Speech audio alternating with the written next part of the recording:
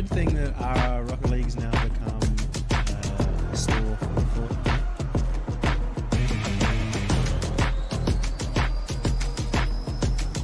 That's all it is now.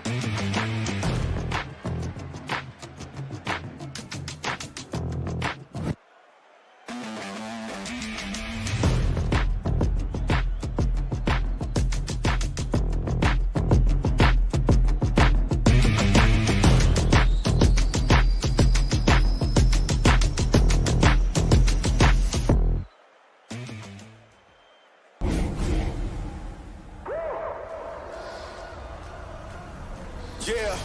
How do I sound with it when I hit the ground? 100-mile finish. My moment now ain't no mouse in us. I'm on the prowl and my style fitted. My time, give me high fives. Get a picture of the wise guy. What's a wave to a high tide? Never stop when you my size. Man, it's my, I said it's my moment. I said it's my moment. I came here to own it. Man, it's my moment. Man, it's my, I said it's my moment.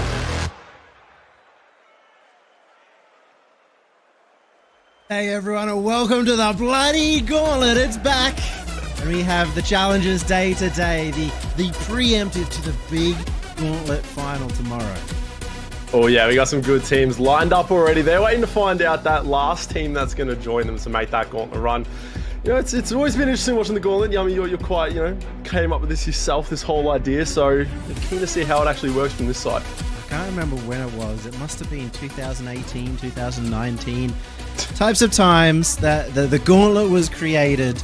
It's always been a very big community affair, so I'm really excited that RLO took over the Gauntlet. They've run now, I think this is the third season of RLO running the Gauntlet, doing it sporadically, and the first time that it is a major tournament backed by Psyonix, of course, backed by Rocket League Esports, so we have to give major credit to them. But the whole point of the Gauntlet has always been to give as much practice as possible to the teams in OC, to get them on that next level, and that's more important now than ever with such a long off-season waiting for the next season of RLCS, that teams get that time to practice. And it's so good seeing all these new teams come up. We got to see the JBL, we got to see all these teams that are coming up, players to really start to nitpick, start to look out for, that maybe they can make that run the next season. And then a massive tournament like this, 30k on the line over the course of 5 or so weeks. So going to be insane to see, as I said, those players that are looking to make a name for themselves, see if they can, put their name amongst the big dogs. The best thing about the Gauntlet as well is that when it comes to it, you get to that high stakes, you earn yourself a really high spot tomorrow when it comes to that actual Gauntlet final stage. One win, you get that prize money. You lost, you fall down the Gauntlet, but you'll be back next week to try and make a very long run. So if you're playing really well on one day, you can win it all. But there's a long journey, especially for these players in the challenges. Now there is to go a little bit further into that, there is a format explanation video. You should have already seen it over on the Twitter channel for Rocket League Oceania, or the X channel. But if you haven't, we're going to show it to you right now to show you exactly what this format's all about.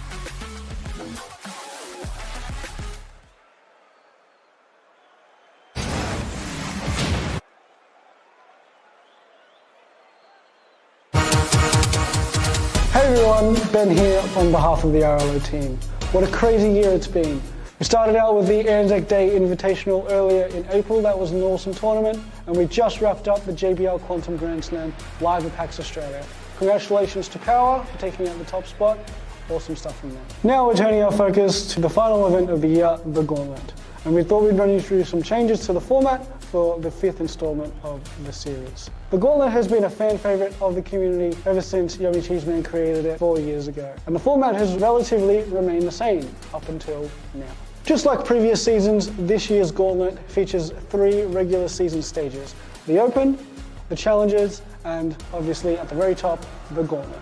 The Open, as the name suggests, is a weekly open tournament every Sunday afternoon for all Oceanic teams to compete in. It follows a familiar format where all the teams start in one of 4 groups that follow a double elimination bracket, and from each group, 2 teams advance to a single elimination playoffs, where they'll also meet the 4 relegated teams from the previous week's challenges. The Challenges is the new intermediate stage replacing what used to be the Glove. This is designed to be more inclusive and more exciting for those bubble teams competing throughout the season.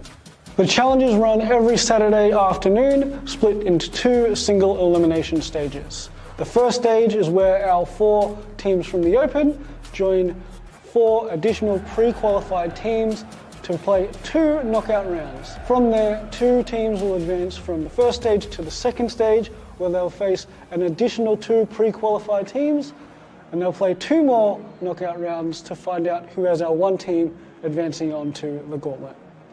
The Gauntlet, our epicenter of top-tier rocket-powered action, is the same as it always has been.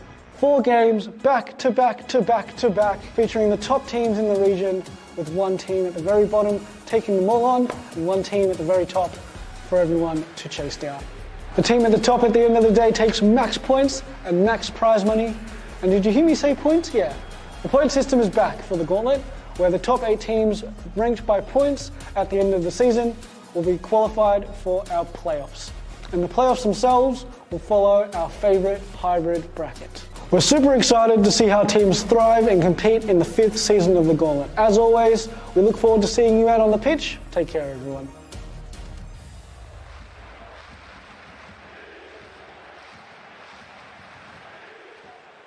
Thanks, Dovey, a nerd. Yeah, lovely explanation coming out there, but let's be honest, it was a good explanation as well, and a great new format. Most notably, Tins, seeing the challengers move to a single elimination, get more teams in the running, and it gives you more of a chance, I'd say, to come out of open qualifiers and make it all the way to the Gauntlet in one go. Exactly right. Getting that first 2. You see, there's 2 teams already, Dark Days and Tiki Taka. They just have to win one series in order to make the grand final. And coming first does get you into the Gauntlet, but if you do finish second, you secure yourself that spot into week 2, the Challenger, and also walk away with some points and 300. So just by making it to this Challenger stage, you're getting those points. You're trying to make that finals, get your name in the running. So very, very good tournament. As I said, so many people can sign up. If you haven't signed up for the Open, make sure you do. Everyone can get involved, and you have a chance to play some great names. Technically, it's possible for anybody to get that first place, but there's a massive, massive advantage to being in the first seed. That means you're guaranteed top 2 because you're in that final stage already, and second, third, etc. all have that advantage of guaranteed minimum placement, and they earned that through the Open qualifiers that we had. So Power came out there as the number 1 seed. They won that tournament. They guaranteed that they would be the number 1 seed and guarantee them top place. Now, when it comes to today and the Challenger, you'll notice here, 6th place actually gets prize money as well. So second place in this qualifier, even if you don't make it through to the Gauntlet, will still get a share of that prize money. Yeah, it's going to be great. You get those teams. As I said, Dark Days, T-Taka, they've done really well. They've secured themselves that guaranteed top 4 some points, and they're going to be the 2 teams, we've seen them before in JBL, things like that. They're going to be the 2 teams that I'm looking forward to take that first place to try and maybe even make their way into that Gauntlet. And that being said, it's a really long day if you make yourself that 5th seed in the Gauntlet. You come first here and you've just got an absolute run to make. You've got to take down all the best teams back to back. A really long day, but this is a slow burning tournament, I feel, over the course of 5 weeks, trying to nudge yourself one more placing better, try and get as high as you can.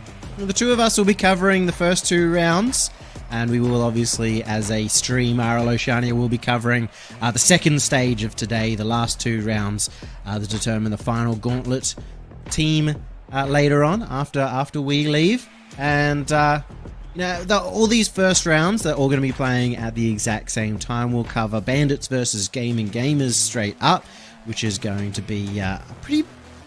I think this is like a close-looking match. Really interesting because you've got Bandits, who Desu and Fiasco are playing under Fiascool in the Grand Slam. They're joined by Cyrax. I think they're really pushing to try and get to that next level. And Gaming Gamers, Zenula, Sprat, Hawk, a return of all these retired players, and from what I've heard, Zenulus semi-retired in his own. They're a much more casual team, but they have that firepower and class that could send them the entire way.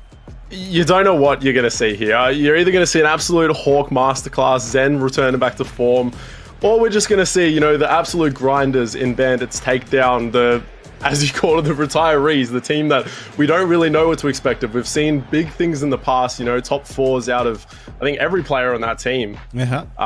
And now, Desu, Cyrax, Fiasco, they're trying to make their name. They're trying to be on the grind lately. They're using this off-season to their advantage. Some good placings out of them, so we'll have to see how they go up against the old dogs. Is Cyrax, I think, the most for me that's on that grind. I see him in ranked all the time. I see him wanting to play ones and always looking to improve a lot. He feels like he is that player that wants to reach the top. and maybe he will, maybe he won't. We never know the factors that actually go into that. It's not just time, but also individual talent, reaction times, how kind of intelligent you are at improving, are all factors that go into that. But he could be exciting. The start of his potential career here. We've seen that a lot with players. I think in OC, a certain grind factor alone will just get you to a certain point. We've seen it from players like Prom to Kame, all these players who've just got 100 hours past 2, they're up in 1950 in 2s, just constantly on the grind in 6-mans and everything. And they're the players that start to come up and they're starting to, show us amazing signs against these top tier players. So, that grind factor from Psyonix here, definitely going to pull through. I think Fiasco definitely has that grind factor as well. And well, you look at Daisu. When does he not have the grind factor, right? When does he not? I'll be honest, I don't know, because I know he loves the game. That's what I say about Daisu. He's been the longest running player now in OCE that still competes, and he's not competing at the top, which for most people, pretty much everybody who hasn't reached that very top or have fallen down, maybe even from previous levels, have given up the drive. But Daisu obviously loves the game so much that he's just kept at it the entire way.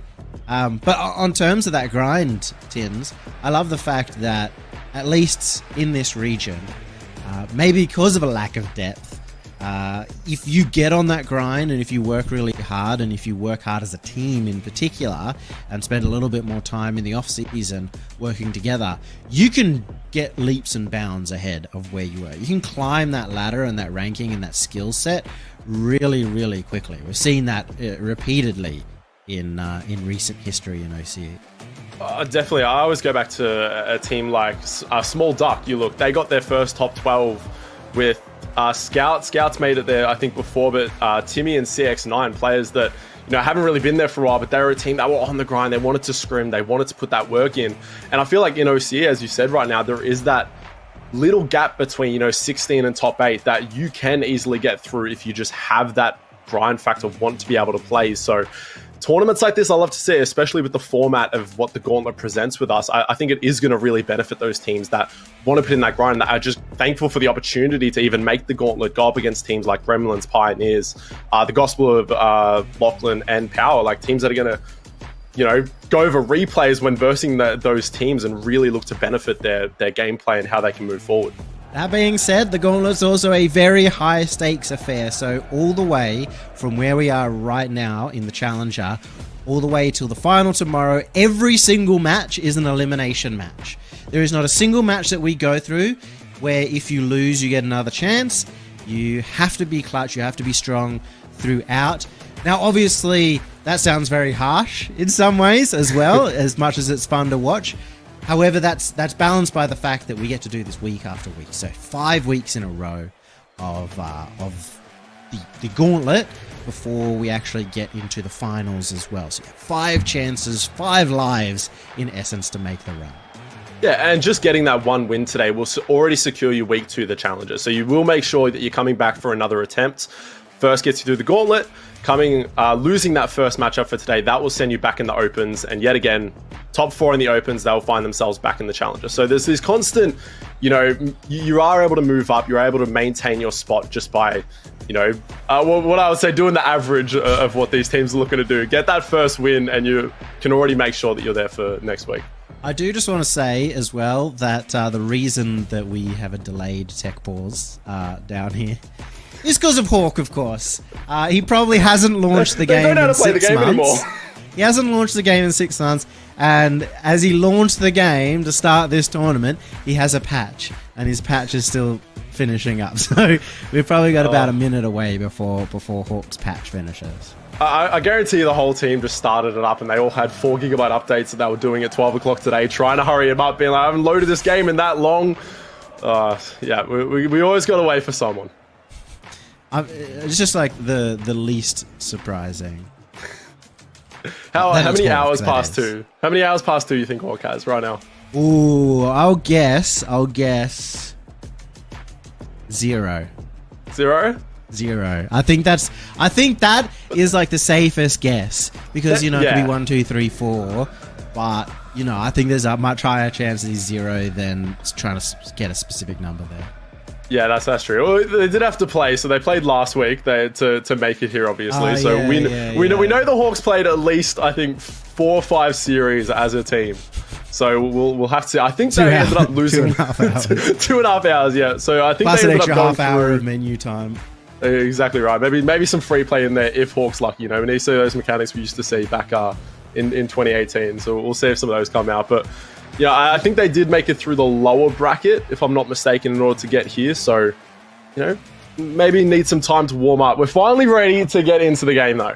I genuinely hope he hasn't played too much because there's always that factor when you first come back for the first hour or so, you feel like a gaming god, and then all of a sudden you realize how much you've lost. So hopefully you can tap into that one. We'll see, as we do have the gaming gamers up against the bandits. Elimination match. Winner goes through and guarantees themselves back in the challenges next week.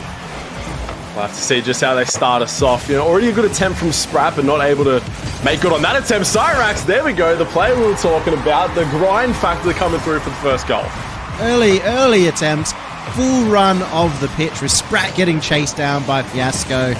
And that's what I like to see the most. The fact that they communicated well together as a team there. I'm definitely going to think we're going to see a few of those demos coming out from Fiasco. Definitely a player that likes to get nitty-gritty. Possibly from Daisu as well, or we might be seeing some mechanics come out trying to get past Sprat. Won't be able to. Just waiting for these gaming gamers. I'm going to see when they're going to warm up, or are they just going to be, stuck by the pure attempts here from the side of Bandits. And Fiasco, as you say, might be the least known individual player on this pitch as Hawk scores one. I was going to say Fiasco's had some really good performances in the Grand Slam. Of course, Hawk has had some good performances in RLCS, DreamHack, you name it. None in the most recent 2020. Nothing to that. I had a few top fours along playing with Sprat. So we definitely know that if someone's going to be able to make Hawk's playstyle work, it possibly could be Sprat. Fiasco, definitely one of those players, yet again, just that grind factor. Has been in the 6-man's, been seeing them, move up ranks here and there, kind of stuck between that awkward stage at the moment. So hopefully seeing that maybe this could be the tournament, get more of a name for yourself. I want a call from you early on in this series, in this tournament. Fiasco and Cyrax. Whether it's together as a team, how long before they reach the top? If they reach the top, like a top 4, for example. Top 4. All right. Look, I'll give him last split of next RLCS, or however the format's going to work. Maybe like one of the last tournaments that I reckon they can push to maybe a top 8. I don't quite know if anyone's really able to break into that top 4 just as of yet. You're not back in the boys. I'm not back in the bubble scene. I know I'm always around them, but I just don't think they have what it takes. The top 4 is kind of too far ahead right now in OCE. Well, I feel like we know that Sprat and Hawk are not doing it at the end of next season. I would back them maybe to get an early performance in though, no pressure on them. Still got some of those mechanics as they didn't retire too long ago. And look at that, Hawk's got another. He's got 2, he hasn't stopped. Just shot from the corner there. Zen misses the ball, gets a nice tap out, and then goes for the demo on Cyrax. Doesn't matter. Sometimes you just got to put it in the hole. Sometimes you try and overcomplicate this. Hawk can do so much with the ball. Sometimes it's just a bang from the corner. I genuinely think that's one of the most notable things of players that used to be mechanical and come back is when you come back, you don't trust in your mechanics as much. So you go for the simpler play, and in this case, it's been perfectly viable. Xander's missed. They may even give a chance to Daisu as he goes the other end. Hawk gets a good touch. Great read from the corner. That's Zen to follow it up here, trying to get some going. Gets a good touch onto the backboard. Sprat up nice and fast. Flip reset. The demo's coming out. Everyone's on it. No! Somehow the ball just keeps out. Hawk didn't trust Sprat. Understandable. Well, Sprat after all, and wasn't able to find that double tap. Hawk probably, if he didn't go for that ball, if he didn't back up and double commit, he could have followed up as well. Surely that's a goal. Sprat will finish it, and Gaming Gamers are now 2 in the lead.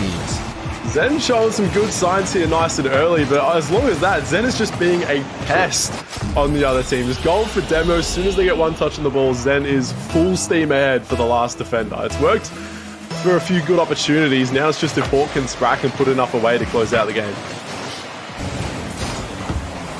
How are Bandits going to take this comeback?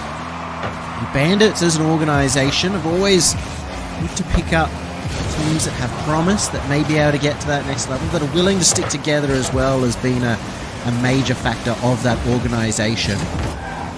Actually, the old team, I don't know if they're still together, the old Bandits roster, but they're no longer under Bandits at this point in time. And it's not starting off well for the Bandits either, as Sprat gets on the board for his second. That's what I was worried about for Bandits, is you just start to let gamers run amok on your side of the field.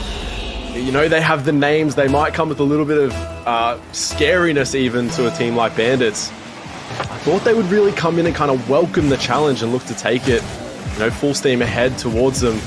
Hasn't quite worked so far, maybe needing a little bit of time to warm up. That's a good beat out by Fiasco.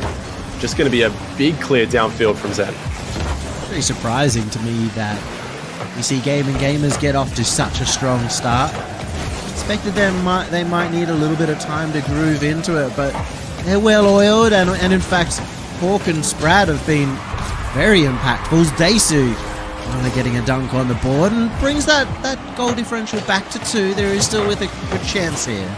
You talk about those mechanics, you talk about coming through, you know, Zen not able to quite keep the ball close there on the backboard. Little things like that might start to slip for a team like Gamers, and you've got to capitalize on it. Daisu doing well there. If they can get a quick one to go here, they are still in this game for now. Psyonix with a good fake in the corner, trying to look to play it past as many as possible. Fiasco trying, good clear from Sprat. That'll delay them just for now. The thing I've been most happy with in terms of Gamers has just been their consistency. They've actually, you know, gone for some more difficult touches, more difficult reads off their own defensive line, and they've hit every single one. And that's what you'd expect. Maybe it would get lost, but Daisu's fine top corner. He's the one pushing hard now for Bandits, and back with one. Sometimes you just need that player to give you a spark, and Daisu has been that player. 46 seconds, 1 goal down. Can they bring it back? Can they force us into an OT? We'll have to find out. Kickoff is a stalemate. Hawk with the win and with the boost advantage. It's not what you want to be if you were Daisu in the center. No, Zen opting to play it aside here. Fiasco having to make the save. 40 seconds now for Bandits to try and get on the board and tie it up. Take us to overtime. Sprat, not the best touch coming out from him, and Zenulus has to come in through the save. He's left them all on very low boost as the clear goes across to Fiasco. Last opportunity here, you've got to make something happen. It's good center. Hawk with a good touch. That's going to delay them. They have to go quick now. Big bang out there from Daisu to try and get on their side of the field. Hawk playing it well, trying to keep it close. That's a demo. It's crossed the net. Zen gets this clear. Some clutch touches coming out so far from Gamers. Have to hold on for a couple more seconds. Hawk has the boost, and he's got the ball, and he's got the goal. A hat-trick for Hawk to seal the deal. Hawk is back, and he's back with a vengeance. 3 goals in this game. Gets one for the go. Everyone on Bandits had to push up, had to start playing aggressive. Gamers. Players that we haven't seen in a while, and it looks like they're back, Yummy. Best of 5. That first game is going to be crucial, especially for a team that may have needed a little time to oil in. 3 for Hawk, 2 for Sprat. And if you told me that Zenulus, the player who has most recently been in form, would be one kind of chilling a lot more, I'd have been surprised, but he's taken more of a backseat role and he's enabled Sprat and Hawk to play a much more free-flowing game. I think that's the key here, is you want Hawk to be able to do whatever he wants on the field. Zen, time and time again, going for those demos, trying to disrupt, make Sprat and Hawk's job a lot easier. Together, they're working well. And I did talk to Sprat earlier. He said a 3-0 today, so there is a bit of trash talk going on. Promised me a 3-0, so we'll have to see if they can hold through to that. They're definitely holding strong game 1. I'm pretty disappointed because I talked about Fiasco. He had a really good Grand Slam in the group stages. He had a couple of real MVP performances. Was very quiet in this first game. Didn't get involved. We saw that demo. In that, although that wasn't a demo, it was a bump chase play that set them up for their first goal. And then after that, he wasn't so in their face. And that's when I feel like Fiasco is the best. When he's up in that forward half, creating chaos, getting up to the ball quickly, looking for some bumps and demos. So maybe if he recognizes that, we'll see him step up in the second game. We'll have to find out second game. You know, there's always that thing in the back of your mind saying, oh, you know, I know these players' name. You know, they've been competing at the top for so long. Players like Daisu have been around that for a long time, so you don't think that's really going to play on the mental for Daisu. Cyrax always seems to welcome the challenge, always wants to, you know, verse the highest players and ones and things like that, but a miss touch, not even a touch, a miss like that, Zen's going to punish you every time. Oh, I shouldn't have talked about don't watch. That's painful. Fiasco in the dumps, and Zenulus, I'll tell you what, he backed Fiasco to miss that. He looked awkward the entire time, so big props to Zen. Trying to play too fast here, Fiasco. We'll see if they can pick up the pace here. Cyrax might just be looking for the answer back. Double just off. You know, I will be excited to see if maybe if Fiasco's having a bad day, whether Cyrax has the dog in him, whether he's got that ability to sort of have that fiber-esque performance. You know how that is when somebody on your team or when the team's not gelling. You sometimes just want to have that player who can take over. I think Cyrax would like to be that player. Definitely, I think Cyrax would welcome the opportunity to show what he's made of on the stream in the first streamed game of the Gauntlet. And then Daisu, I always just feel like Daisu is going to be consistent. Is going to be a player that can help, you know, settle the team and kind of be what his team ever needs him at that point in time. Was the main goal scorer for the team last game. We'll see if he can get on the board yet again. Right now, we're just at a stalemate. It seems like Gaming Gamers, they're happy to just maintain possession here until they finally get a breakout shot. Sprat with a double. Good save there by Daisu. You know, there was a time where Daisu was this scary mechanical player. He's actually got one to the board, as we say. Bottom corner. Didn't require scary mechanics. And that's been a big change up, I feel like, for Daisu, is that he's more thinking as a team player these days. In this case, he went forward for the pass from his teammate, and it ended up being Gaming Gamers that gave it to him. Well, you know that they're going to want to isolate Hawk. They're going to want to put bandits in these 1v1 solo plays. So we've seen a few pass backs already from Sprat. So maybe something Daisu's picked up on, maybe something he's looking out for. Just right place, right time. We might have to find out. Fiasco now on a one-on-one with Sprat. Forces the 50. Hawk now to try and clear it. That's really awkward pass Daisu there. Finding themselves kind of trapped in these corners. Will be Fiasco to try and follow up, but feels like a little missed opportunity so far for Bandits, and that's what little misses and little misreads can do. It just stops that momentum, it stops the control that you can have, and that was especially important because Bandits were trying to keep the ball pinned in the corner, steal the boost away. The moment you miss one read on that, it gives your opponents the chance to pick up boost and collect their thoughts. Hawk now sees Sprat downfield. That's a good 50. And Daisu now might be able to capitalize on it. Not enough boost, and it's just going to go right there. It's a good opportunity made from an awkward situation here. Now Hawk to try and get the clear downfield. Hard to read the power. Wait a minute. That's forward, and hard to read that save, and Sprat has managed to do it, recovers up the back, and he's kept the game alive and tied up. I don't know how Sprat has managed to do that, but you just walk away with it. That's fine. Now be looking to get on the other end of it. Couldn't quite. Not quite the boost to get for. Where was this Sprat like 2 years ago? He's starting to really step up his performance. I haven't really seen any major mistakes, and that was always Sprat's biggest problem in the past is more just like a lack of consistency more than anything else. He's shown up today. It's the non-care factor. They're just, you know, they're playing with mates. They're playing for fun. You know, maybe when it gets down to making the Gauntlet, we might start to see that competitive Sprat come out and see a few more mistakes. But these players just feel like they're playing so freely, and, you know, they have the capabilities to do whatever they want to do. So they're just having fun with it. Sprat definitely stepping up here. Hawk, good opportunities. That's a good pass midfield. Zen to try and put it away from the double. It's 50 in front of net. Hawk couldn't quite get there. Sprat now to take it over. Shot on target. Daisu with the clear. This could be a counter-attack. If you were to write a textbook, that would be the play you'd go for. The 1-2 pass into a double off the backboard. Unfortunately, just slowed down a little bit too much. The first touch off the backboard. Needed a bit more power. Sprat and Zenulus crossed wires, and this gives Desu a chance on the counter. It just gets pinched away. That might be a quick counter attack. Sprat, no, couldn't, but it's off Cyrax. Sprat gets the goal. Well, I was looking for Cyrax to maybe put in the work to have that carry effort. Unfortunately, he's carried the wrong way. Absolutely blasted that one into the net. Just like that, in the final minute, Gaming Gamers take that lead back again.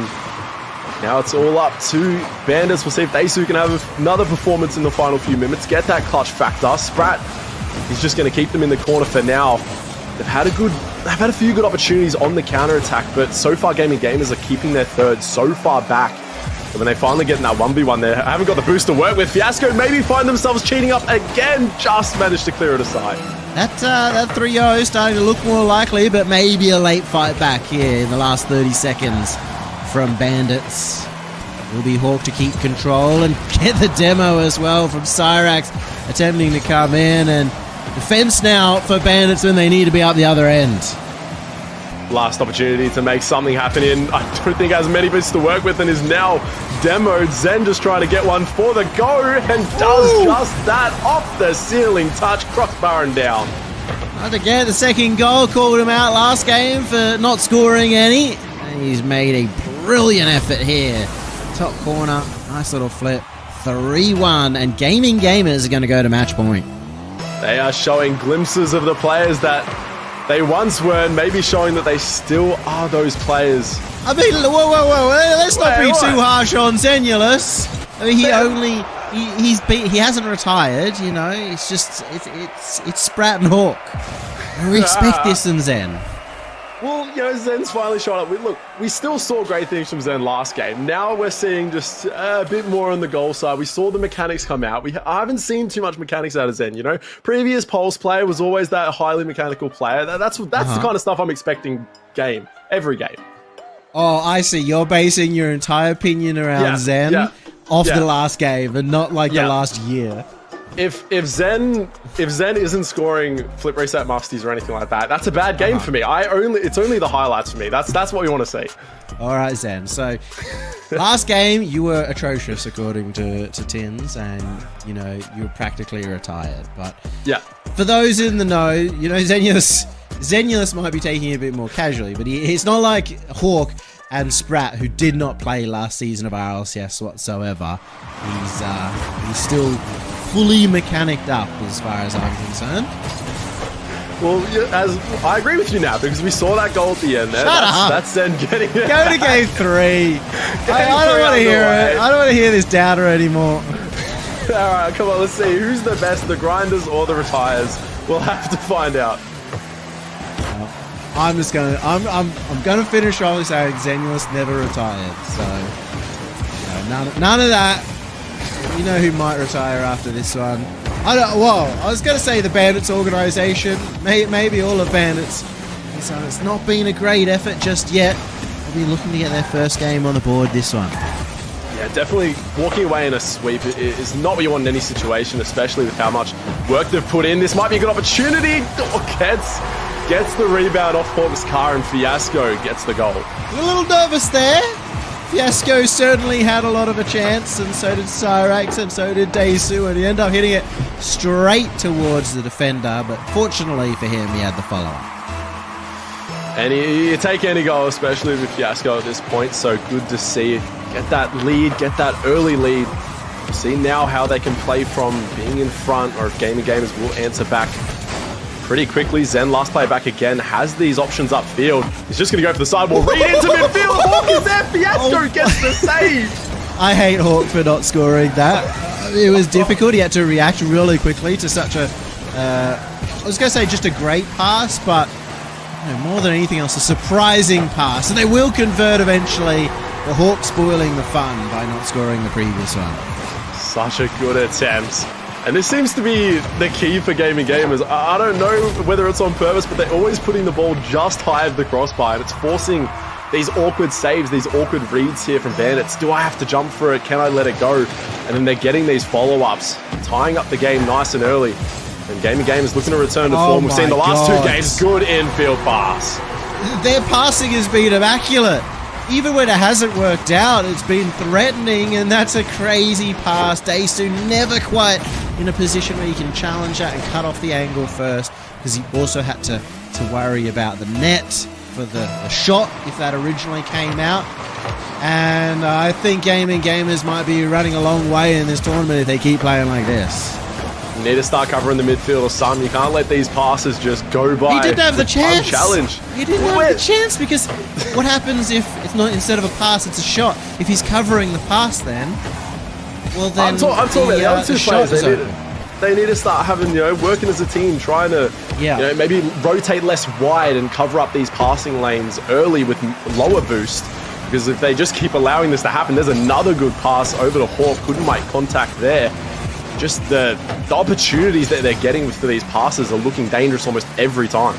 And not commit so hard to the challenges, because in that situation, it ended up being essentially a 2v1 situation. And that's why it was, well, if you cover the pass, there will be a shot. If you cover the shot, there will be a pass. Because two players had already committed themselves and not had enough effect on the ball.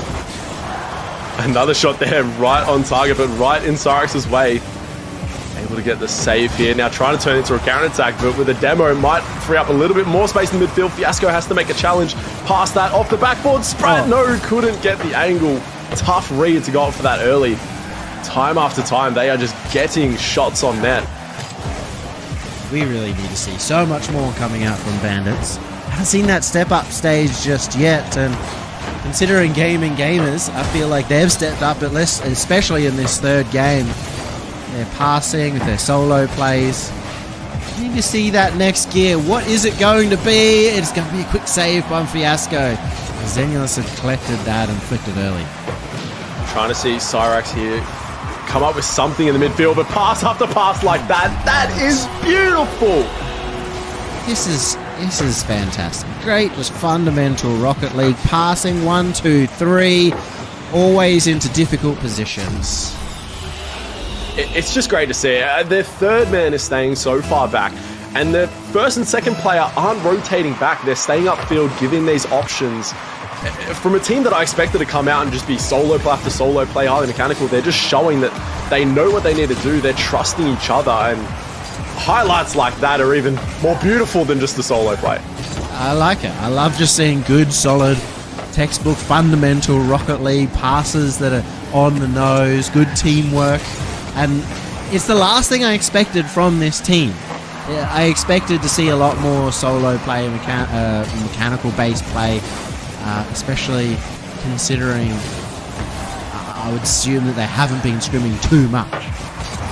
No, definitely not. And it seems like they've been on the grind as well. They've been teaming for a while with how they're connecting well. Hawk just getting the misread in midfield, puts another one away. Hawk is just trying to get as many goals as possible, almost got the hat-trick yet again.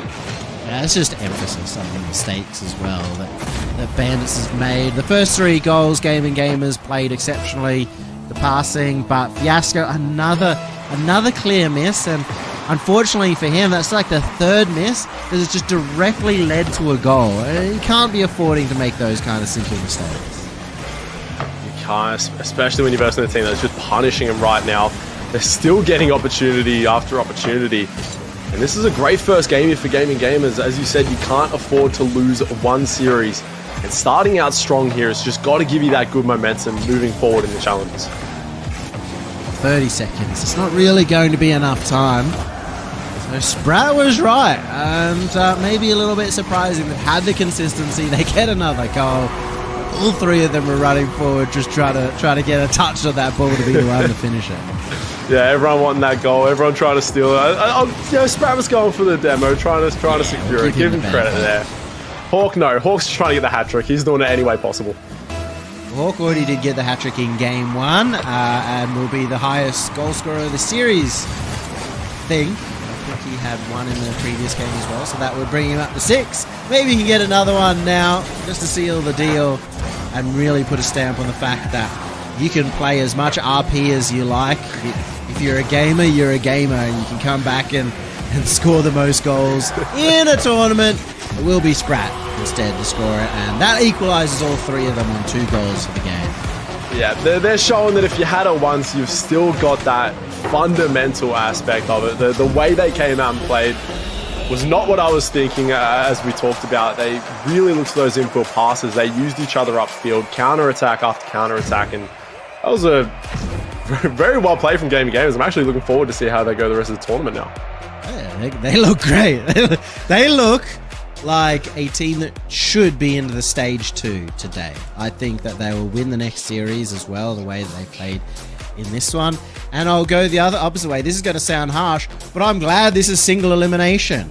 None of this. Bandits get 3-0'd. They play pretty atrociously, and I have to call out Fiasco in particular for living up to his name.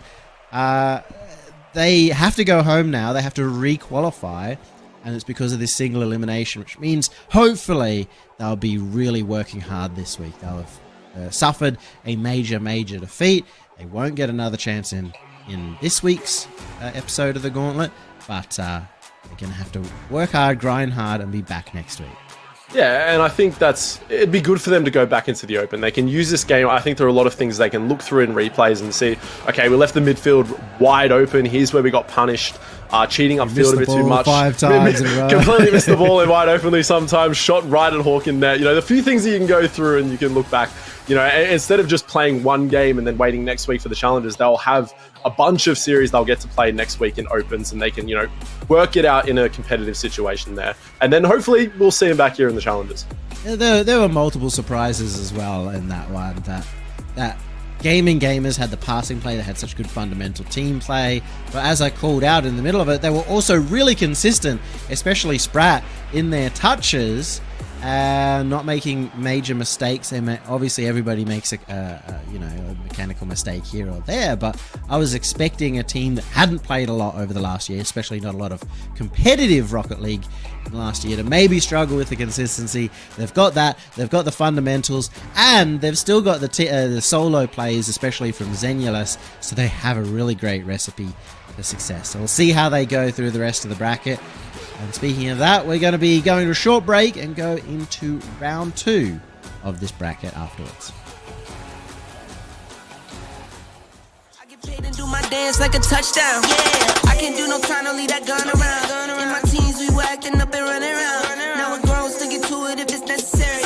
On the ground from January to January. Never met nobody who retired when they were young. So I guess I gotta get it to the cemetery. Getting paid just for rapping is fun. I lit up around a month and February. Told them side, no electric. It's getting hectic. 777. 777. Yeah. Told them side, no electric. Yeah. It's getting hectic. 777. Yeah. 777. Couple of money in my head just to say they did it. Can't lie, I'm so paranoid and the windows tinted. I own everything around me, you can say it's rented. Not talking phone numbers when I'm talking 7 digits. Earn it by the day, every second minute. Used to pay me none, look, now they pay attention. Everybody say they drip, but I banded it. See them copy all the looks, but I stay switching. Pick up the loot, then hit the bank.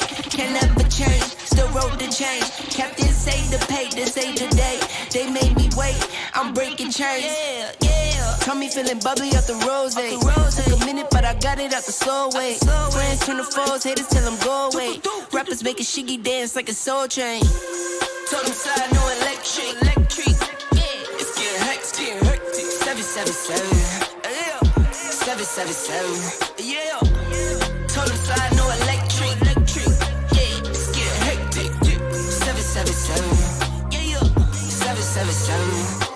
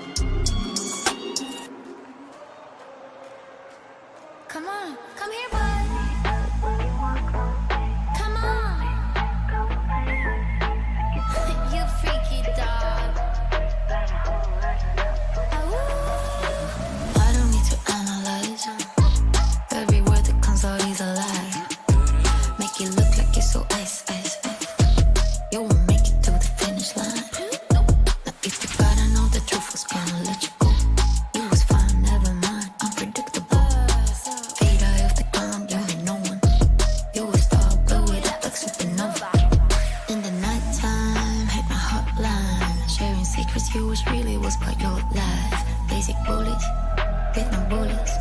Does your wifey know you're begging for my notice? Promise you're the same, running for the meds. Show you like my vibe, pass my candy on my wrist. Bad habits, little rabbit. Now sit down, you can have it. I see it when you walk my way. Nice big head, come and play with me. Freak it dog, got a whole lot of love for my dog. I see it when you walk my way. Nice big head, come and play with me. Freak it dog, now show how freaky you are. So I'm just gonna be away for 1 hour. Please don't break anything. And I might have a surprise for you. Give me a miracle. I need a syllable. Talking about big cash, that's the minimum. I'm done with this trash. Thought to be critical. Show me your mental state before we get physical. Pour some water in your cup, let it drip, drip, drip. Now look straight into my eyes and you sip, sip, sip. It's about time, let you shine. Take off that leash so that we can have some fun. I see it when you walk my way. Nice big bed, come and play with me. Freak it dog, got a whole lot of love for my dog. I see it when you walk my way. Nice big bed, come and play with me. Freak it dog, now show how freaky you are. I see it when you walk my way. Nice big bed, come and play with me. Freak it dog, got a whole lot of love for my dog. Freak it dog, got a whole lot of love for my dog. Freak it dog, got a whole lot of love for my dog.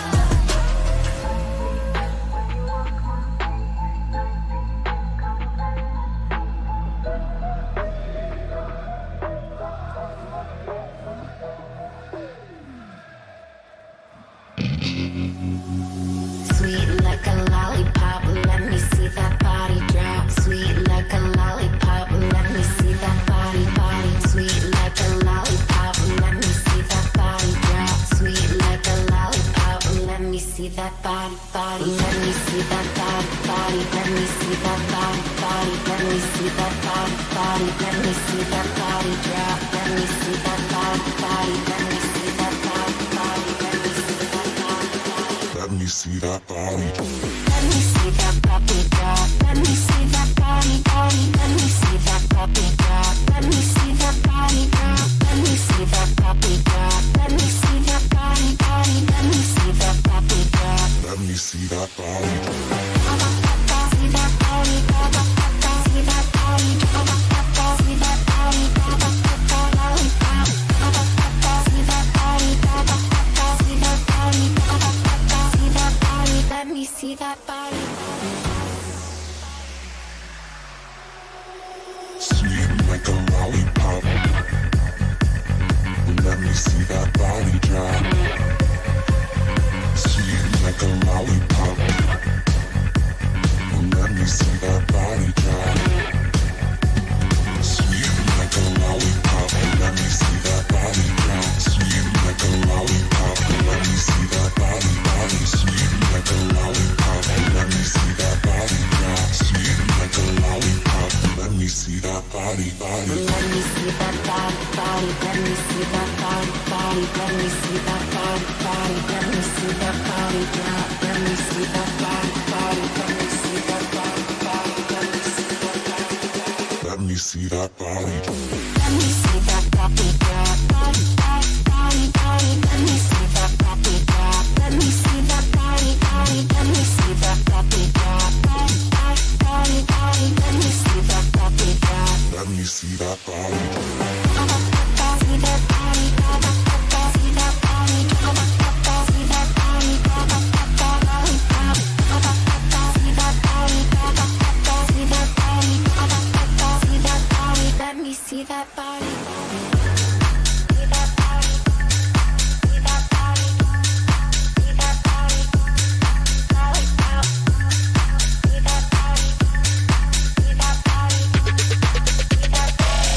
see that body.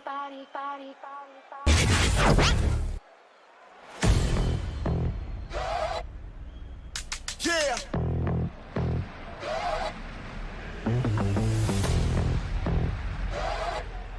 Tell him this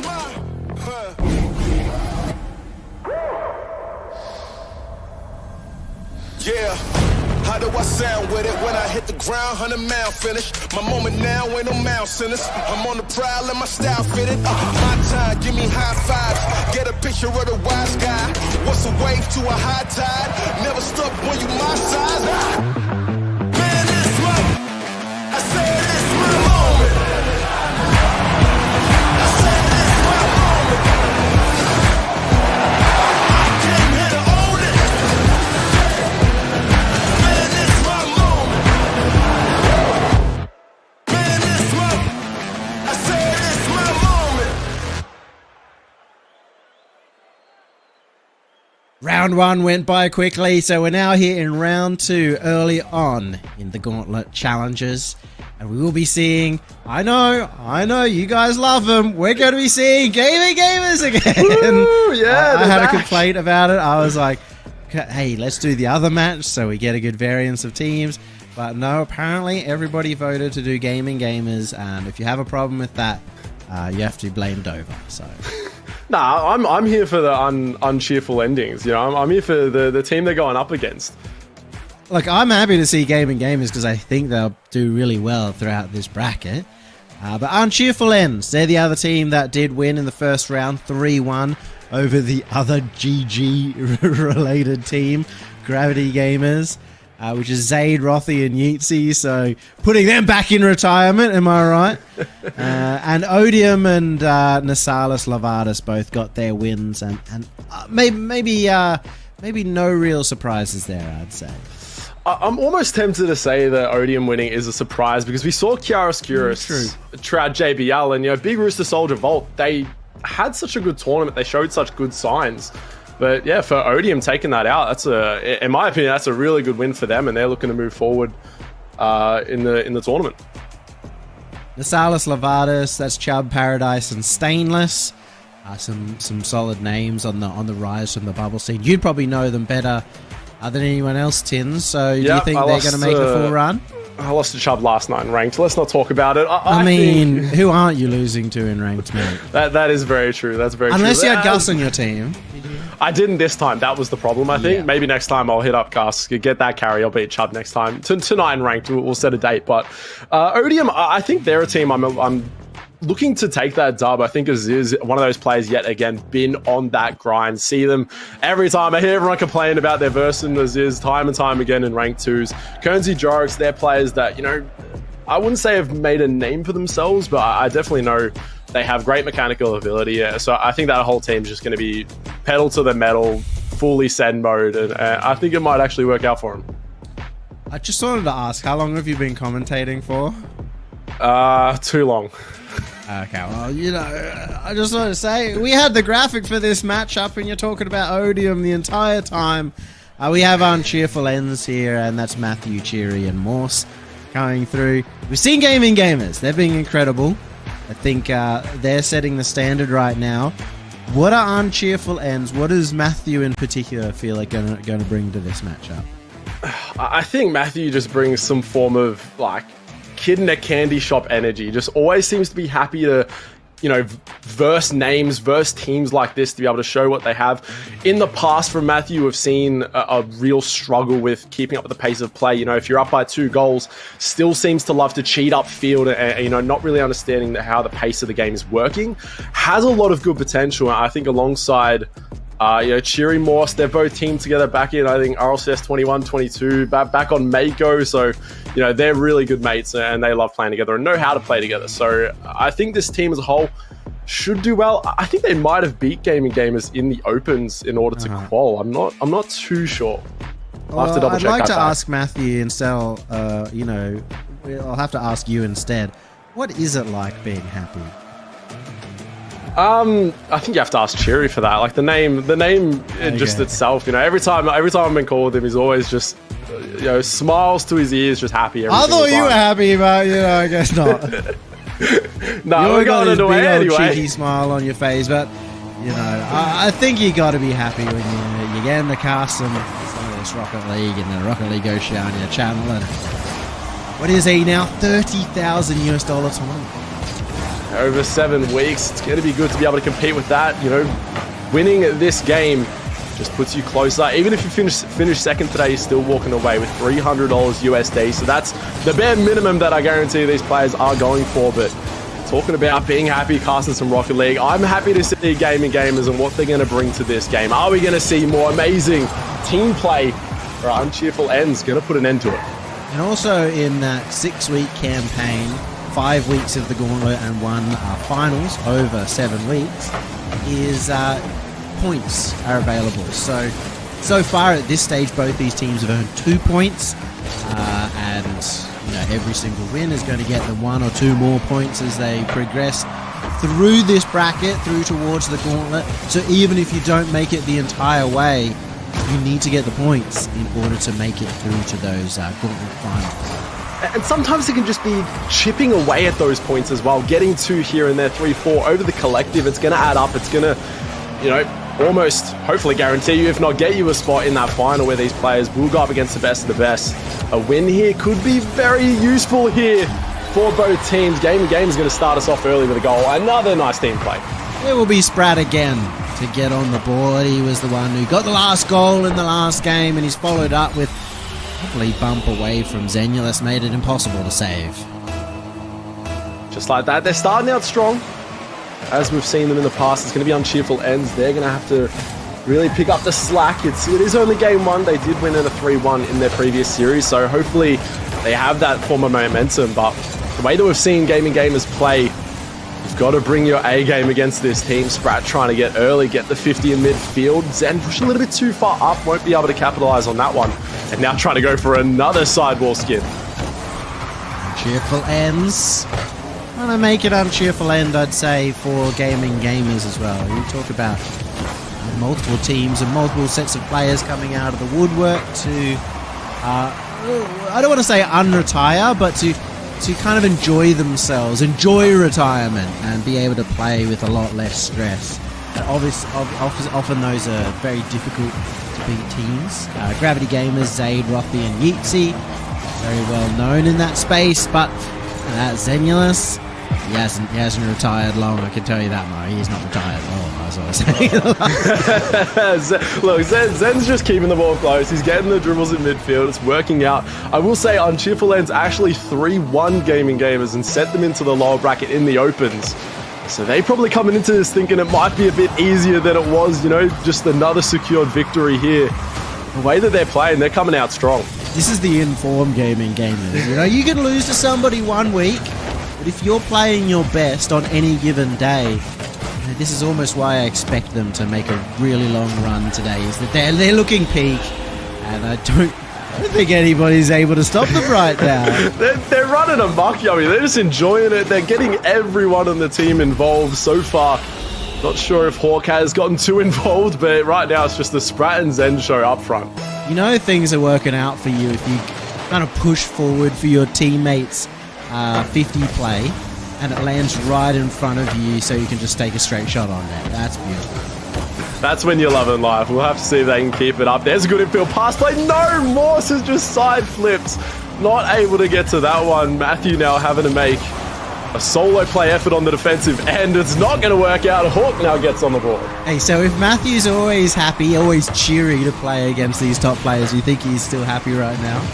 I think he might be panicking a little bit. I'm not going to lie to you. I think Matthew puts a lot of pressure on himself, and I still think has yet to kind of discover how to play in these tournaments and you know, how to play against such high level teams.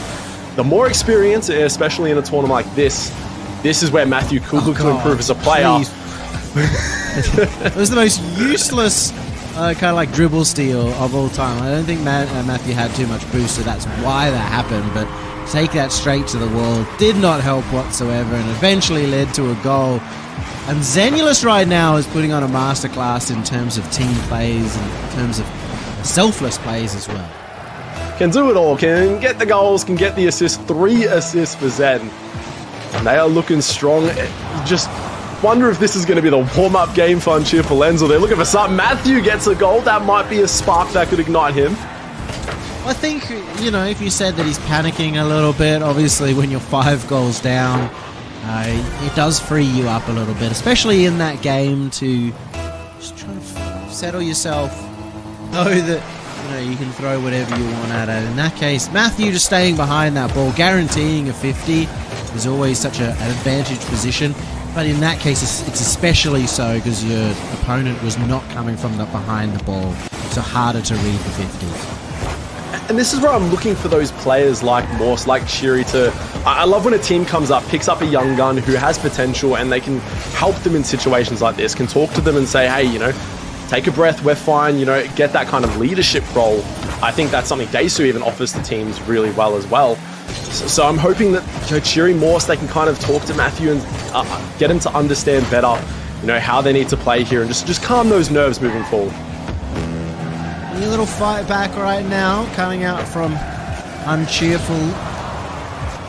Looking to try and just set up some pressure, taking the ball to the corner a lot. Morse having his chance, and he looked like he wanted to get the flip reset. Matthew has completely pinched that way past his own teammates. Hawk looking for the bump on Morse and ends up having to just go for the ball instead. Yeah, it's just pedal to the metal for Gaming Gamers. They're looking to get a few for the road, but Uncheerful Ends, they're looking to try and get that momentum back. That's a nice little counter-attack there. Zen rotating really wide. Shiri's going to put that away. It's going to be hard. They might need a kick-off goal here to even start thinking about possibilities, but definitely getting 2 goals to end the game is something to look forward to in game number 2. It's been great stuff coming out at the end for Uncheerful Ends. A lot more consistent performance as well. Some of the early misses that we saw.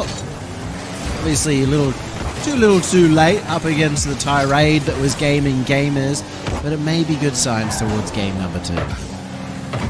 Just gonna have to see if they can look forward to, you know, I want to say control the ball a little bit more. I think that's one thing Gaming Gamers are doing really well, is they're able to, you know, always keep it close. When they're giving the ball away, it's usually to a teammate or it's a good opportunity on target. Their touches are a lot useful at the moment. So we'll have to see if Uncheerful Ends can look to disrupt that, maybe cause some panic, them to throw the ball away a little bit more to try and, you know, get maybe a better opportunity, get a few more shots on target.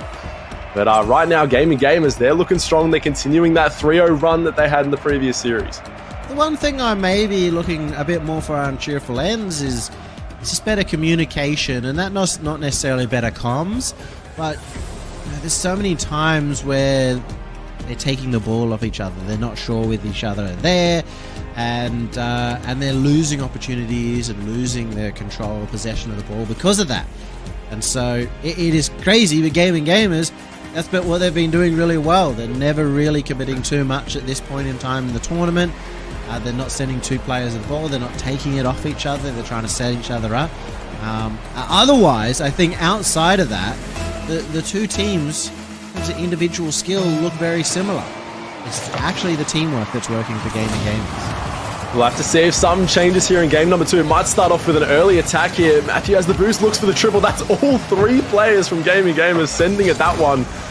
Maybe low on boost here for another opportunity. Pass in mid, Hawk up nice and early for that one, and that might go all the way. Matthew can't get back in time. A great opportunity turned with complete 180. They actually forced out the mistake, the error, the triple commit from Gaming Gamers, but that ended up reeling Uncheerful Ends into a bit of a false sense of security. They pushed extra far up, but didn't realize Hawk had 100 boost.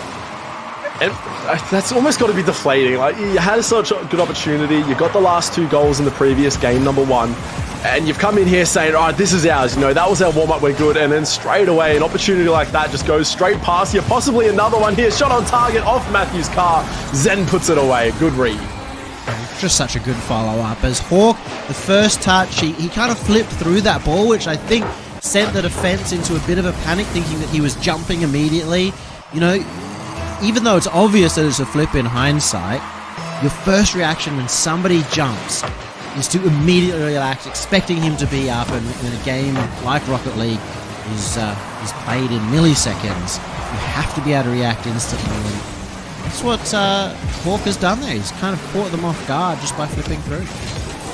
I like this control here from Morse, trying to keep it close. No boost to work with means they will be stuck on the defensive end for a while. Cheery trying to get something, but every touch is just getting met by the gaming gamers. Cheery now on a 1v1 with Zen. Zen, good defensive effort here. Morse might have an opportunity midfield, chooses to play it, and that's a commit from Matthew. It's going to leave Cheery in an awkward position. All three players at the end. It's going to be hard to stop. Hawk puts it away.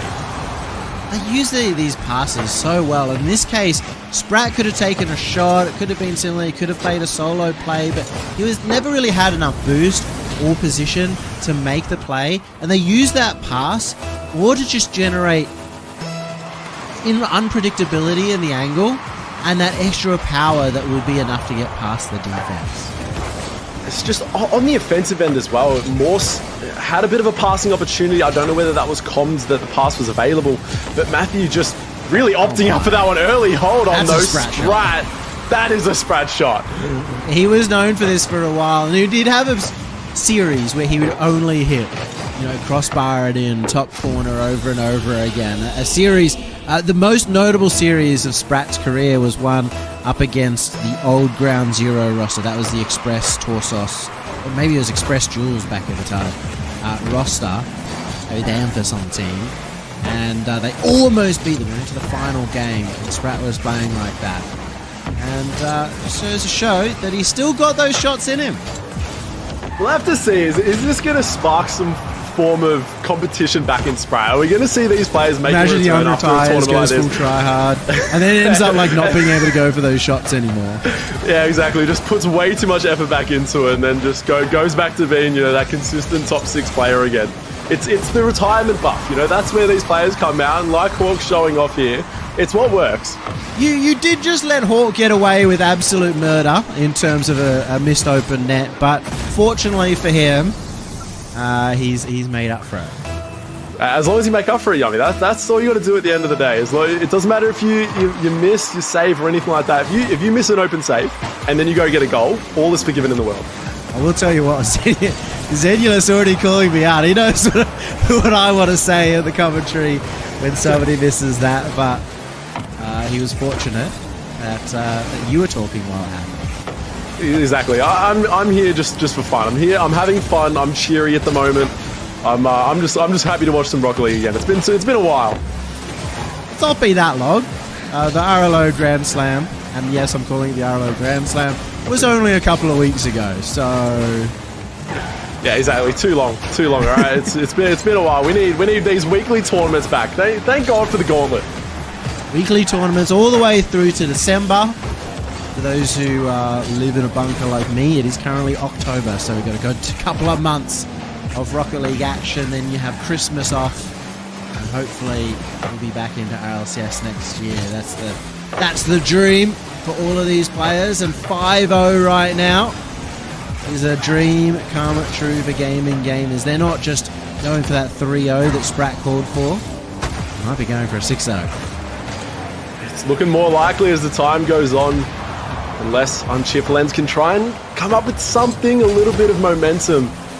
Try and find that spark or whatever works for them in that in the open of the Gauntlet that led to a 3-1 victory for them. You just never know what you're going to see when you come out with gaming gamers, when you come out with players you haven't seen in so long that were once at the top of the region. Sprat was sitting on the backboard there just saying, you see me, hit it to me. It was never really going to be possible to get the power on the pass to it. When you're having fun, though, those are the things you just start to get entrapped in your own mind. He's just saved it. They're going for anything now. They're just looking for the highlight. Sprat again, finally puts it away, and Zen does all the hard work there. He gets the goal. Yeah, I just need to type to Zenulus on the great goals. Sprat with a miracle touch, and Zenulus just finishing off that one. 6-0 at a minute remaining. Can they get to 7-0 and maybe even 7-1? A broken clock is right twice a day. If Sprat just spends most of his time on the backboard, eventually something like that will happen. Then putting them up there. Might be an open no, Cherry, what have you done? No, and it's a kill. 7 goals here. Zen putting another one. Cherry had it in his fingertips, and he just couldn't put it away. I'm hearing the circus music right now.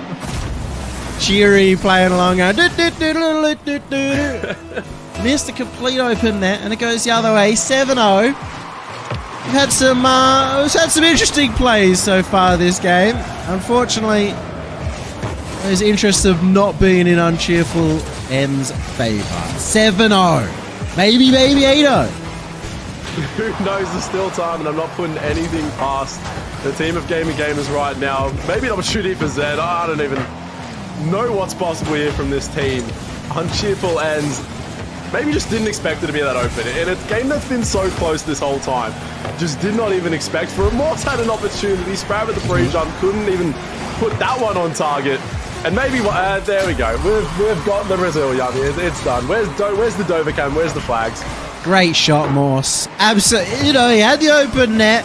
All he had to do was push it in, and he did exactly that. It's kind of funny because Hawk was probably expecting him to shoot that on net and just that he could let it in. But he had to help him out just a little bit. There we go. We've got the Brazil. 6 seconds to go. Gaming Gamers are on an absolute tear in this tournament. And I am nearly scared for whoever has to go up to them. There's still one game left. Uncheerful Lens, you've got to pull something out of the bag right now. It's the scariest possible start for everyone else to be able to watch this team, you know, just come in and be truly relaxed. Because I know that, and I've experienced this recently when I played in ODL, you take all this time off, you retire, you stop playing, whatever it is, so Hawk and Sprat, and you're like, you know that you're not going to put in that much for it. And it doesn't really matter too much. You're just playing for fun. But that doesn't stop you from potentially being really nervous in that first game.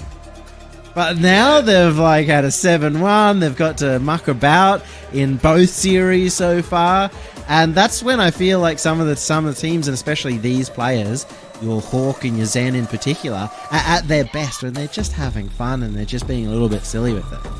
Yeah, and they come into this tournament maybe like, I don't want to lose to all these people. Who's even taken over the scene these days? Who's Daisu or who's Cyrex Fiasco? These players coming out like. We shouldn't be losing to them. Right. Who are they? And then you come out and you're like, wait, no, guys, we've still got this. We're good to go. I think as the tournament goes on and on, we might start to see those nerves. If they get to that qualifying match, that competitiveness might come back out. But if they can keep this fun momentum moving forward, I think Gaming Gamers, they're only going up here. Can they close out the first two series in a 6-0? I'll just appreciate Tins' trash talk of a team that's not even playing right now, so I love it coming out from the young lad. We'll see though. Gaming Gamers, so far undefeated in the tournament, and not just that, they've absolutely blitzed every game. So can they do it again? We'll have to see. Moore's having an opportunity there. Another one going high. That's an open net. No, never mind. I thought one player got bumped, but there's still two that you have to get past on the Gaming Gamers. Hawk looking for the solo play. He's still got it! He's still got it! He used to love going off the wall, Musty. And he's done it again. You can't keep the man down. Just showing off the old tricks, showing off some new ones as well.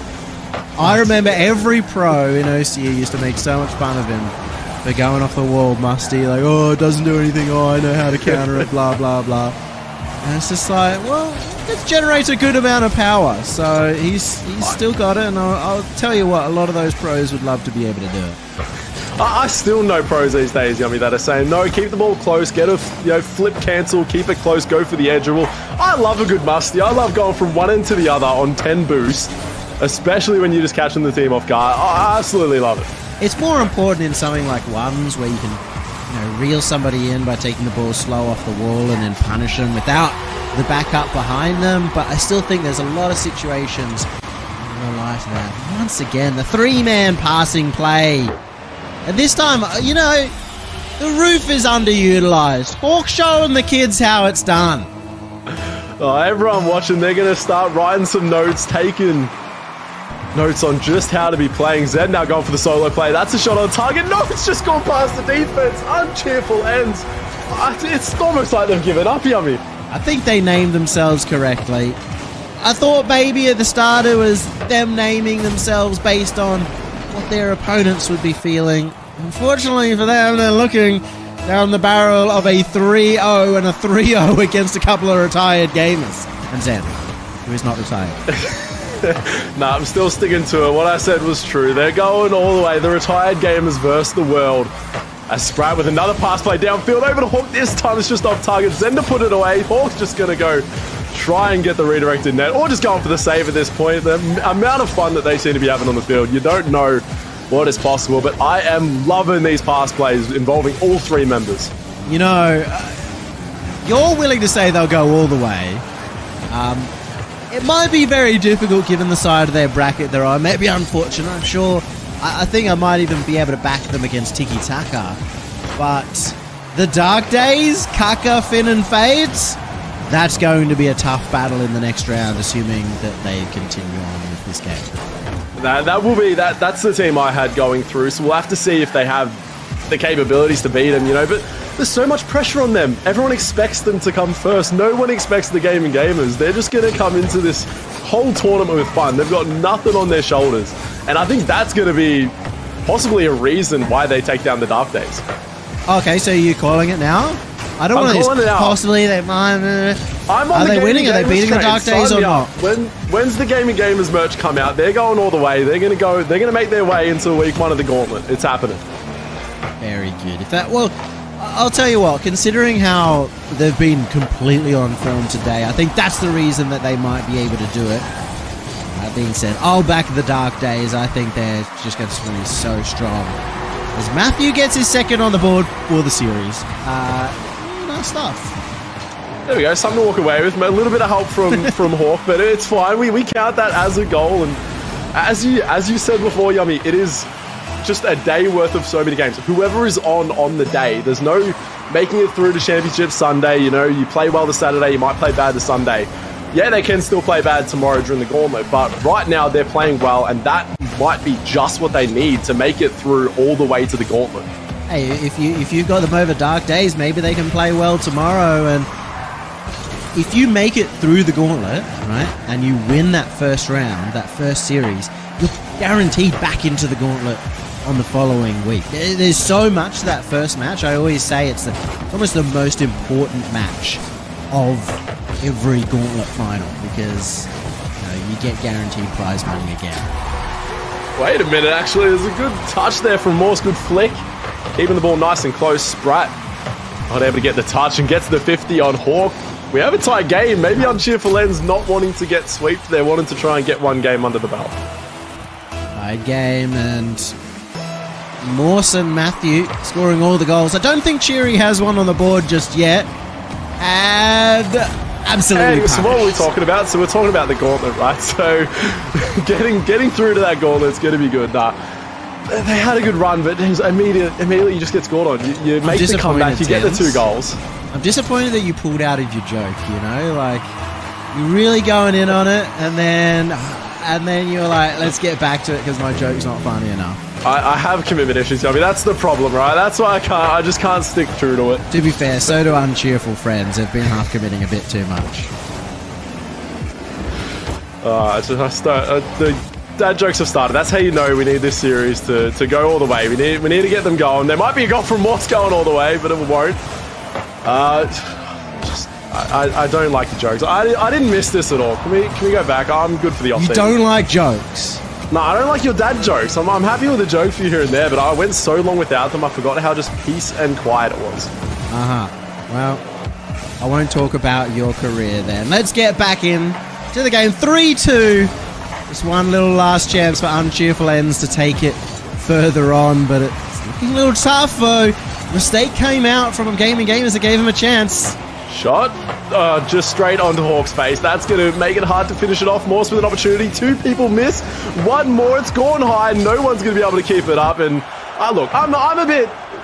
Gaming Gamers, they take the win. They're moving through onto the challenges. They're looking to make their way into the Gauntlet. But Hawk, you got to keep that up. You got to keep that up. You got to try and get 1 more.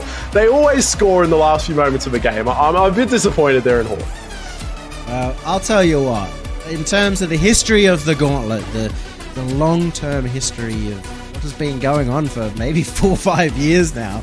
I don't even know it's been that long, but I'll have to look it up. I'll have to look it up sometime before tomorrow. But in the past, we saw the name Gaming Gamers become a huge runner throughout the Gauntlet. They're way more successful than they were in the RLCS. Zenulus and Hawk in particular being two names on that Gaming Gamers roster that were able to do that. Hawk doing it with multiple rosters, Zen doing it with different rosters as well, having these really long runs.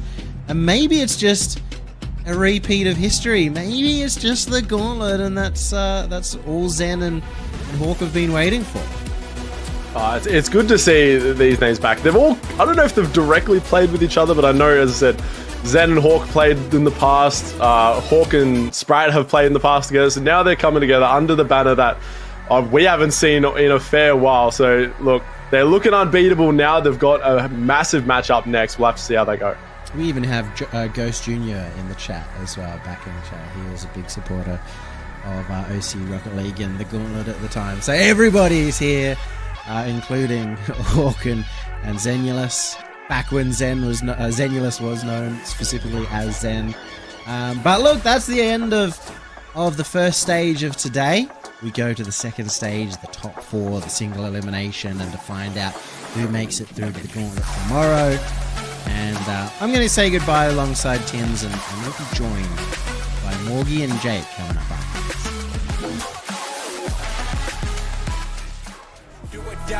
I'ma win the war, rest assured, I get mine. Yeah, you get yours. Yeah, who gon' ride? What you do it for? Look, new design, new accord. Do or die. I'ma win the war, rest assured. I'ma win the war, rest assured. I'ma win the war, rest assured.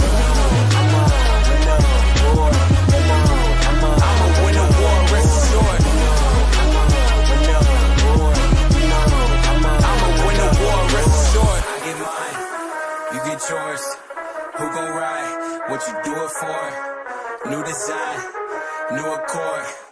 Do or die. I'm gon' win the war, rest assured.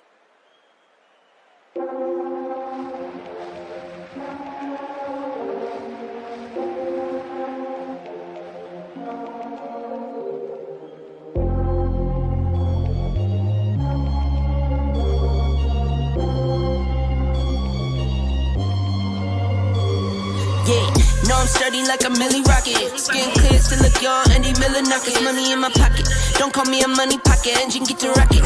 It sound like a thunder rocket. Yeah, I still love my baby even when it's toxic. Crazy like she Britney, but no, she don't shade the knock. No, Russell Wilson way I get along, stay in the pocket. I get paid and do my dance like a touchdown. Yeah, I can't do no time, don't leave that gun around. In my teens, we were acting up and running around. Now we're grown, still get to it if it's necessary. On the ground from January to January. Never met nobody who retired when they were young. So I guess I gotta get it to the cemetery. Getting paid just for rapping is fun. I lit up around the month of February. Total side, no electric. It's getting hectic. 777. 777. Yeah. Total side, no electric. Yeah. It's getting hectic. 777. Yeah. 777. Couple of money in my head just to say they did it. Can't lie, I'm so paranoid in the windows tinted. I own everything around me, you can say it's rented. Not talking phone numbers when I'm talking 7 digits. Earn it by the day, every second minute. Used to pay me none, look, now they pay attention. Everybody say they drip, but I banded it. See them copy all the looks, but I stay switching. Pick up the loot, then hit the bank. Can never change, still wrote the change. Captain say the pay, this ain't the day. They made me wait, I'm breaking chains. Tell me feeling bubbly off the rose. Took a minute, but I got it out the soul way. Friends turn to foes, haters tell them go away. Rappers making shiggy dance like a soul train. Total side, no electric. It's getting hectic. 777. 777. Yeah. Total side, no electric. Yeah. It's getting hectic. 777. Yeah. 777.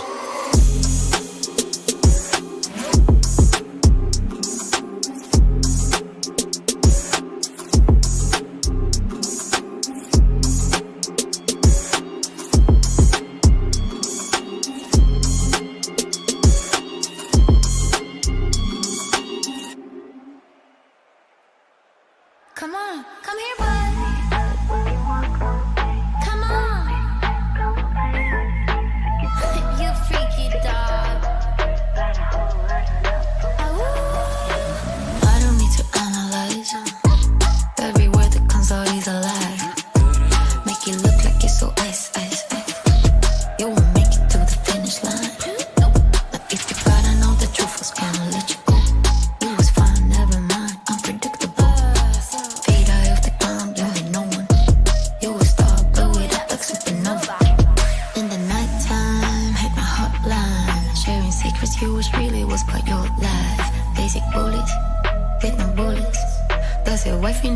begging for my notice.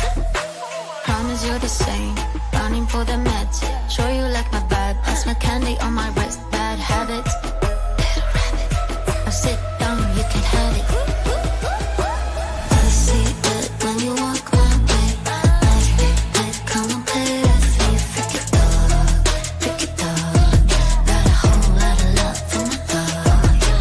I see it when you walk my way. Nice big bed, come and play with me. Freaky dog, now show how freaky you are. So I'm just gonna be away for 1 hour. Please don't break anything. And I might have a surprise for you. Give me a miracle. I need a syllable. Talking about big cash, that's the minimum. I'm done with this trash. Hard to be critical. Show me your mental state before we get physical. Pour some water in your cup, let it drip, drip, drip. Now look straight into my eyes, then you sip, sip, sip. It's about time that you shine. Take off that leash so that we can have some fun. I see it when you walk my way. Nice big bed, come and play with me. Freaky dog, got a whole lot of love for my dog. I see it when you walk my way. Nice big bed, come and play with me. Freaky dog, now show how freaky you are. I see it when you walk my way. Nice big bed, come and play with me. Freaky dog, got a whole lot of love for my dog. Freaky dog, got a whole lot of love for my dog. Freaky dog, got a whole lot of love for my dog.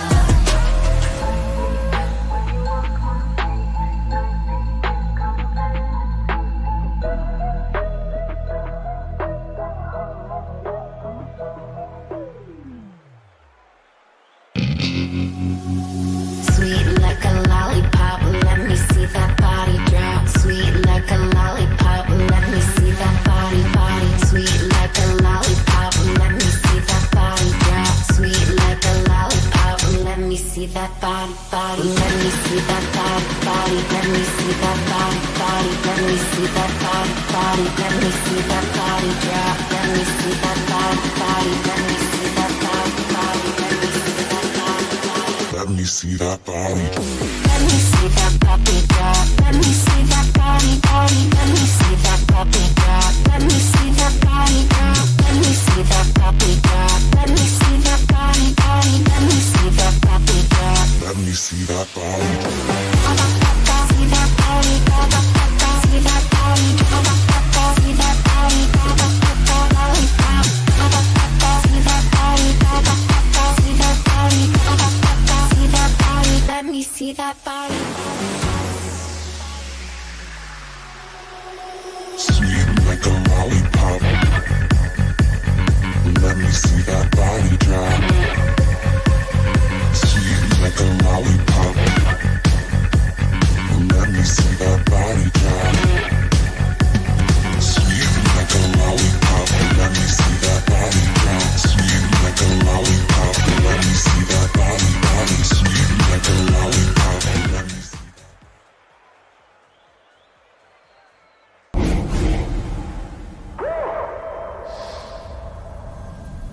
Yeah.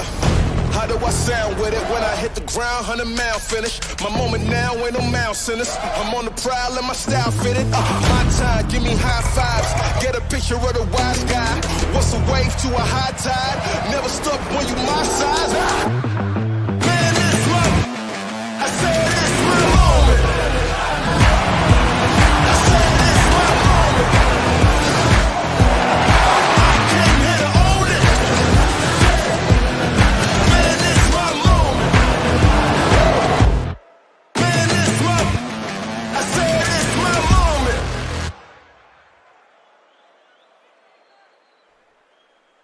We are back.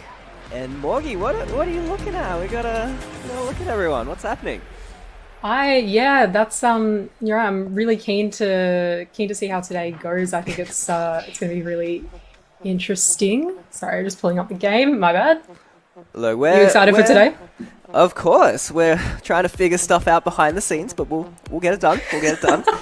And yeah, it's exciting into the Challenger Series, looking for our one team to get through. And I mean, Gaming Gamers, they're looking awesome today. Yeah, definitely. Was watching the first two series, and obviously they've the spotlight was on them for the first two series. I definitely thought the series were going to be a lot closer than they were, but you know, some older players really stepping up to the plate today. I'm surprised. I mean, it's tough returning, and I mean that is all legends, very old, coming back into the scene and just smashing, doing an absolute great job. But we're coming up. We got Tiki Taka versus Odium now. More of the newer players to see if we can get a bit more of a competitive series. Yeah, exactly. Well, the Tiki Taka roster, I think that's really interesting. Kind of looking at them from the JBL Quantum Grand Slam, the roster is refreshed, and I think that'll be really important in today. Just given, you know, watching Tiki Taka in the Quantum Grand Slam, they're a little bit all over the place. So what we had Tonio, Negative, and Sour, and now we have Tonio, Baz, and Pagsy with Negative. Is he coaching or is there sub? I think. I'm not too sure, but I'm not sure. I'd be surprised. Negative's been good, but generally those kind of defensive players do like the coach role. Yeah, for sure. But I think, you know, in Tonio, Baz, and Pagsy, you've got some really strong players coming up against Odium today. I think it'll be really interesting to see, you know, who really stands out. The Odium roster I'm not as familiar with, admittedly, but, you know, I think it's going to be really important to see if we have any key players today. Yeah, they're fun to watch. You can see everyone here has reached a checkpoint, so they'll be joining the Challenger Series next week, no matter what. But everyone's trying to win this, top 8 bracket, get to that Gauntlet Series tomorrow, which will be fun to watch. Yeah, for sure. I think going into, I actually really like, I was talking with Jake about this before, but I actually really like the format. I think Yummy's done very well with this, and I think I'm really keen to watch tomorrow, because I think we have, you know, some really strong teams up in the Gauntlet. You know, KCP and KCP will be the first match played tomorrow, which I think is going to be really difficult in itself. But any team that comes out of today in first place to make it through the Gauntlet tomorrow, you know, it'll be a challenge. But I think we've got some teams here who could actually, you know, potentially cause a bit of an upset. Yeah, we have Odium, Aziz, Kernsey, Jorix. I think they're going to be fun to watch. You're saying you're not too familiar with them, but all of them, at least, you know, they've been in the bubble scene a while, but they're exciting to watch. I definitely like watching them all. Yeah, for sure. Well, I guess, and again, just going off where I've seen them recently play, being the Grand Slam, Kernsey coming from Unhappy Endings with Matthew and Cheery. I think he was a kind of that like glue player in the team. He kind of kept the other two together. And Jorix coming from, I believe, Bathtub and Sin from the replacements. You know, not a roster that did too well in the Grand Slam. So it'll be interesting to see today how they perform together, whether there's, you know, a bit of a disconnect between the players or whether they gel as a better roster. And on the other side, Baz, Pagsy, and Tonio, these guys almost qualified straight to the Gauntlet. They were one series away, so they have to be feeling good with their chances to get back there. And we'll have to see. I mean, they're exciting to watch as well. Baz, in particular, been really impressive, joined that PAX roster as well, so he's been getting even more experience to boot. Yeah, for sure. Well, I think Baz being Ground Zero's super sub, actually like on stage in the playoffs, I think that was a really good experience for him. You know, Ground Zero, they were a strong roster. I don't think he overly stood out. I think he was a good addition on the day. But I'm keen to say, actually, you know what, Baz was the player I was looking at today, and I'm keen to see if he stands out and whether he can be a bit more of a, like a big fish in a smaller pond today. I want to see if Pagsy can step up as well. He's always said how ambitious he is, how he does want to be one of those top players. But Baz and Tonio are definitely very aggressive in their own right. So it'll be interesting to see if Pagsy can still be a playmaker like we've certainly seen him do in the past. Yeah, for sure. And, you know, if they get through here, so long as, you know, it kind of depends on the Dark Days and Gaming Gamers, I think there could potentially be a forfeit from the Dark Days. If they do play and they go ahead, then, Pagsy's going to come up against his old teammates as well. So knowing each other's play styles could really affect that game if that goes ahead. Dark Days were the other team to miss out on the Gauntlet by just a single day. So, again, just Tiki Taka are going to be feeling even more confident with that. But gaming gamers have just been flying through everyone. So whoever gets into that grand final is not going to have it easy. Yeah, exactly. And I think the key thing in those last couple of series with gaming gamers is consistency. Everyone kind of gives credit where credit is due to the young guns in the game. But the older, more experienced players, with that experience comes maturity, it comes consistency. And I think that really showed in their gameplay in the last couple of series. We have a Twitch poll in chat. Let us know your thoughts on this matchup. I'm definitely favoring Tiki Taka, and I feel like 2-1 odds, like Twitch chat is going, is pretty fair. But what do you think, Morgie? No, I have to go with Tiki Taka as well. Like I said, I think that kind of roster refresh for Tonio, having these two new players. I think overall they look like stronger players to me. I think Odium kind of having, like I said, a player from the replacements, I think they didn't perform too well in the Quantum Grand Slam. It really can come down to the gameplay on the day, but my money is on Tiki Taka as well. And I just found out, if you haven't done your Twitch vote yet, Baz is not playing today. Negative is replacing him, and that's a big deal because, like we were saying, Baz is probably the star player for this roster. Yeah, for sure. That's that's disappointing. That was something I really wanted to see. Negative, I don't know. I think that they can. Well, I guess just going again off the Quantum Grand Slam, there can be a lot of inconsistency there. They definitely didn't perform as well as I thought they were going to. So having kind of 2/3 of that old roster, I really don't know if they'll perform as well today. Well, pressure's on. Well, not pressure, but now Pagsy doesn't have any excuses. I want to see him pop off. So we'll see, because it's a tough sub-in, because Negative and Baz are very different players. Yeah, for sure. I definitely agree now. All eyes on Pagsy now that Baz isn't here. But I think it'll be really interesting to see if he can be that playmaker, if he can, get his team up to scratch, get some really good passes in, not necessarily have to solo play everything. I think this is going to be a lot tighter than I originally thought. I am not sure how to call it now either. For sure, this makes a massive difference. Maybe eyes will be on Tonio, CJ's favorite up-and-comer, or we'll see Odium get the chance to cause an upset. I'm kind of hoping Odium get the chance to cause an upset now, because I really would like to see them go up against Gaming Gamers or Dark Days. I think they could stand a pretty good chance there. Well, Ziz and Zen are former teammates, so that would be fun to watch them in the grand finals. And already, Odium are looking strong. They're playing really quick, keeping possession. Jorix, great control with the edge dribble as well. Yeah, I think a lot of midfield play right now. I know we're only a minute into the game, but haven't seen really any, opportunities gone astray on goal yet. So I'm hoping to see, a little bit more pressure up in offense from either team right now. It's a bit back and forth. Neither team being able to hold possession for too long, but it is just the first minute. Both teams focusing on those mechanics, getting those air dribbles, those double touches. You can see Jorix following this again, but both teams playing very quick, keeping possession away. Yeah, exactly. Just trying to get a bit of a feel, for each other's play style. We saw that in the first series, watching Gaming Gamers play. They just everyone seemed to be going a little slower at the start, just trying to work out, where they can find a bit of a gap or an opportunity.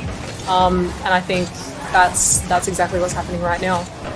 Ziz is playing fast. I'm impressed. He's really putting the pressure to this Tiki Taka side right now. All three of them are. You can see playing very quick, but in defense, Tiki Taka are looking solid. You can see not panicking, not crumbling to the pressure just yet. That was almost a great pass. Ooh. Third man didn't want to commit, gives away possession. Again, still dominated in the midfield this game.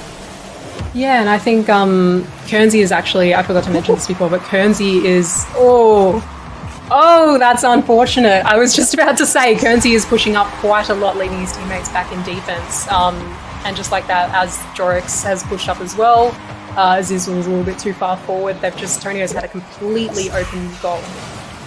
Both players just pushing up. The third man, neither of them wanted to play the position. That is way too easy for Tonio, and a bit of a disappointing goal after an impressive opening few minutes. Yeah, for sure. I think we've seen a lot of that today, actually. Oh, and just like that, we've got one more from Aziz, and we're going to even up the game. See, this is a fitting goal for what we've been watching. Both teams have been playing quick, and that is a beautiful goal. The pass is perfect. Aziz is very cheated up, so it hurt them to get conceded on a few seconds ago, but it's what got them the goal there. I think it was a really good pass and definitely a better goal than the first one we saw. But one thing I'm really actually looking forward for today after watching the first couple of series is I want to see a really mechanical solo play. I think Gaming Gamers, the first two series having won, I don't think I really saw any overly mechanical plays. There was a really good passing play out of them in the second series, but none of the teams have really shown any high-level mechanics today, and I think that's going to really set them apart going, you know, who can go to the Gauntlet tomorrow and challenge the top teams who really do have those fancy mechanics. That does feel like the gap at the moment. Normally it's speed, and it probably still is, but you're right, it is only those top 4 teams, although as we say that, Pagsy gets the flip reset. Look, it's my curse. Whatever I say on cast, it's always the opposite's going to happen immediately, and that was very clean from Pagsy. Yeah, not a flip reset like I thought, but he got that really nice flick where you get multiple touches and the ball just gets sent flying.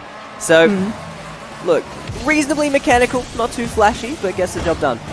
Yeah, exactly. Well, it doesn't, I'm not necessarily the triple flip resets or anything like that, but just something to kind of set them apart from just the, the simple tap-in goals, the open nets.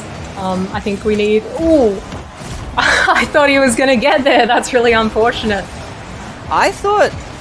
Look, yeah, you might have thought what I was thinking. I thought Negative was the defender here because he looked like he really wanted to save that ball. I don't know about that goal steal. Yeah, I guess goal confirmation, but yeah, that was sus. I thought he was going to... same thing. I thought he was going to tap it out accidentally, but, go for the goal steal if you can. I thought he was a defender, 100%. That did not look like a player who was trying to score for his team. But, I mean, he gets it done. They extend the lead to 2, and Tiki Taka is starting to run away with this one. Yeah, exactly, as long as it goes in. I think, we've got a minute left now, a minute 20 left. I don't think it's, I don't think it's enough time necessarily. We need to see Aziz, Jorix, and Guernsey really step it up now. But it seems that, Pagsy's just going to... I was going to say Pagsy's just going to hold on to the ball there, but, just again got that kind of back and forth ping-pong play going on right now. They've only had that one big opportunity, which they did score. Here's a chance. Jorix misses his double touch and Guernsey hits the ball backwards. Negative gets the shot. It's saved, but they need to get back to the other side of the field. Yeah, Negative just hitting it a little bit too wide there. Again, I think just that consistency with shots as well. Maybe, I still don't think he would have, I think defense was a little bit too strong there for him. But to have it on target would have been a little bit better. Definitely, with 30 seconds left, they are running out of time. Tiki Taka, I've always thought of them as an offensive team, but I mean, at least with the Negative sub in there, looking very calm in defense. Yeah, definitely. And again, like I was saying for the JBL, it's 2/3 of the JBL team. They're showing a lot more, a lot more confidence, a lot more solid play than they were in JBL.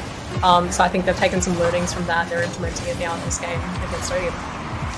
They're going to take game 1. Well played to Tiki Taka. And Odium, it's tough. It felt like they were in control. Certainly felt very even in that midfield, but just those 3 goals came in a little too easy, I feel. Yeah, I agree. I think just Odium not really... I think their rotations just seem a little bit off. They're just pushing up a little bit too far in offense and giving Tiki Taka a couple of easier shots on goal. I think they're going to have to be wary of that going forward. But, with each game you play, you learn a little thing about the other team. And I hope they've recognised that and they're just a little bit more careful on defense. Negatives, gloating, boasting, 0 minutes, past month, and he's still winning. So the trash talk has started. I don't know, he's got to back it up. There's still plenty of time left in this series. took me a second. I was like 0 minutes past month, but the trial, and then I'm thinking, no, wait, of course, Negative wasn't playing in the trial, was he? He's just subbing in for today. But yeah, I think 0 hours the past month. That's a bit of a show off. 0 minutes the past month. Not a Sorry, single 0 minutes. Oh my god. Not a single minute in Rocket League, but he looked good. Looked solid. Even got a goal for himself. He's doing the job he needs to do as sub. Yeah, exactly. And I think yeah, it'll be just we love a kickoff goal. Pagsy immediately off the bat, 2 seconds in. That's something you don't see too often. I don't know. OC's been getting scored on a lot in kickoff goals, and not particularly impressive kickoff goals, just kickoff goals like that. It's a disappointing start for Odium. We were just saying how the goals they were letting in were too easy, and it doesn't get any easier than that. Yeah, exactly. I mean, you know, even if the kickoff results in a dead ball, it's on your cheater to make sure that, you know, that your net's not completely open. We're seeing a few whiffs here out of both teams as well. Like I said, it's just that kind of consistency factor that I think is going to make a huge difference here. And, you know, maybe they're still warming up a little bit, I'm not too sure. It is tough. It feels like Odium's style might be to play so aggressive that they can make those mistakes, kind of like the Renegades of old, but they're not really getting enough goals to pull off that style. No, they're not. I thought Negative was going... Oh, some touches going a little bit astray right now. I thought a Negative was going to get a really good double off the backboard, but just a little short. Maybe if you had a few minutes past month, could have got it done. You're going to tell him that afterwards. Just a few. Just 5 minutes, and you'll be hitting those. We know it. Oh, Odium were already flaming him for throwing that one out in the chat. But again, they have to back it up. There's a good shot. Again, Tiki-Taka is so solid defensively.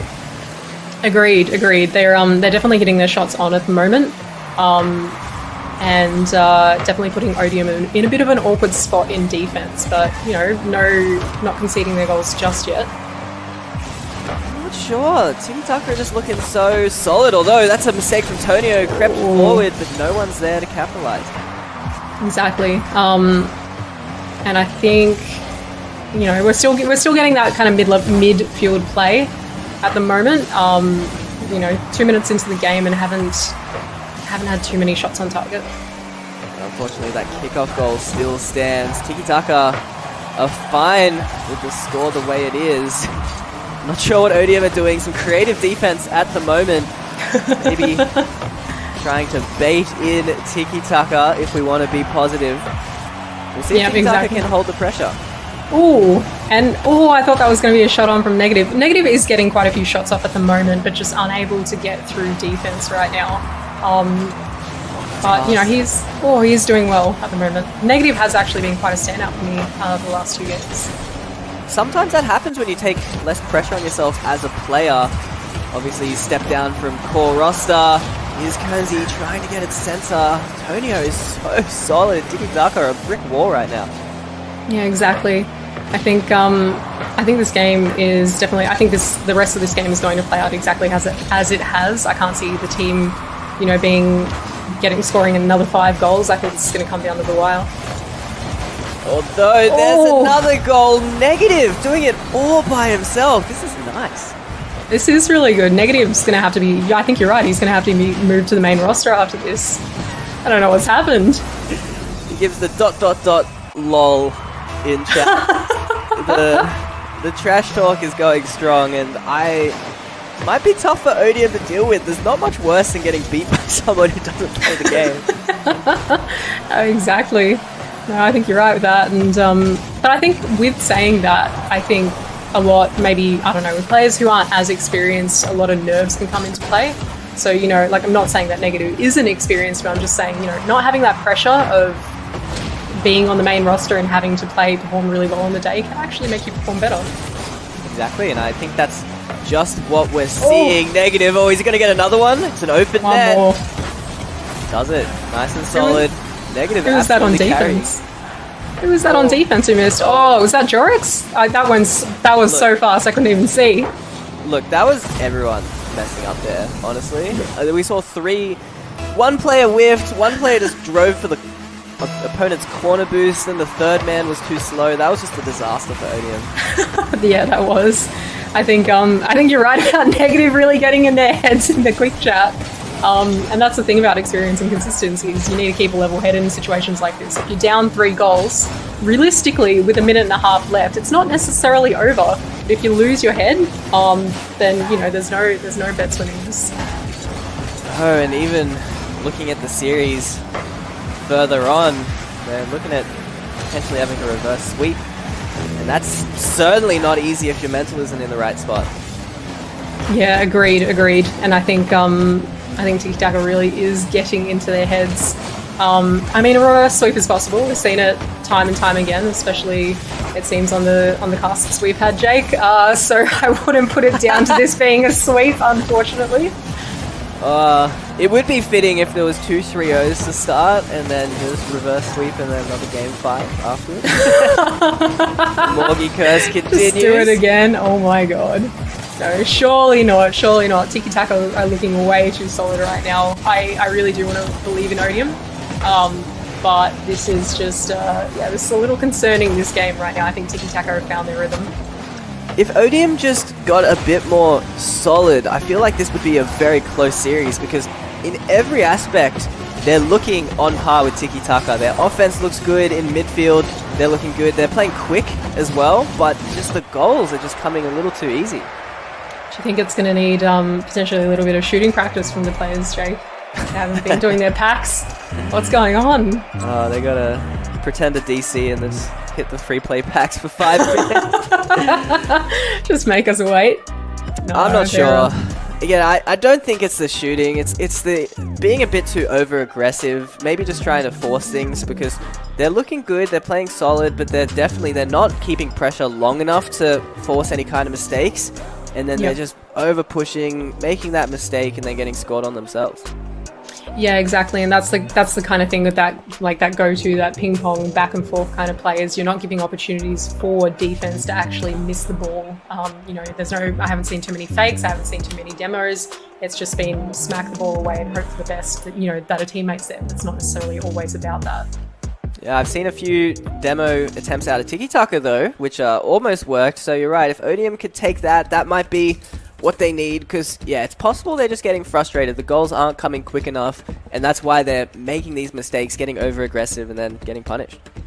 Agreed. Well, Odium now going into game 3, they will require that reverse sweep. I am hoping they can at least keep this tight, at least put on a bit of a show for everybody. I don't want a high scoring game out of Tiki Taka. I want to see a close match. And hopefully Odium can still stay in this. Oh, Kernsey, that was looking like such a good setup, and I'm not sure what happened to him. Maybe he didn't mean to pop, but it's not great. That was an awesome opportunity for Odium, and they let it slide. Yeah, just getting a little bit awkward there. Now they're going on the attack, and Kernsey, just as I said, nobody's going for bumps. Kernsey's gone in for one, but unfortunately just missed. That does feel like what's going on, but that's a great shot, but it's a better save. I don't know how Negative saw that one coming. Negative's just MVPing this match right now. This is awesome. He is looking super solid. Odium are starting to throw themselves at the ball again. Maybe they're just excited, seeing things going their way. Here's Jorix. He's got to flip off the ceiling. The floor pinch is going to be there, but it's wide. That was wild. That could have been a really good shot, but unfortunately 2 defenders in goal. Not too easy of a job to get that past them.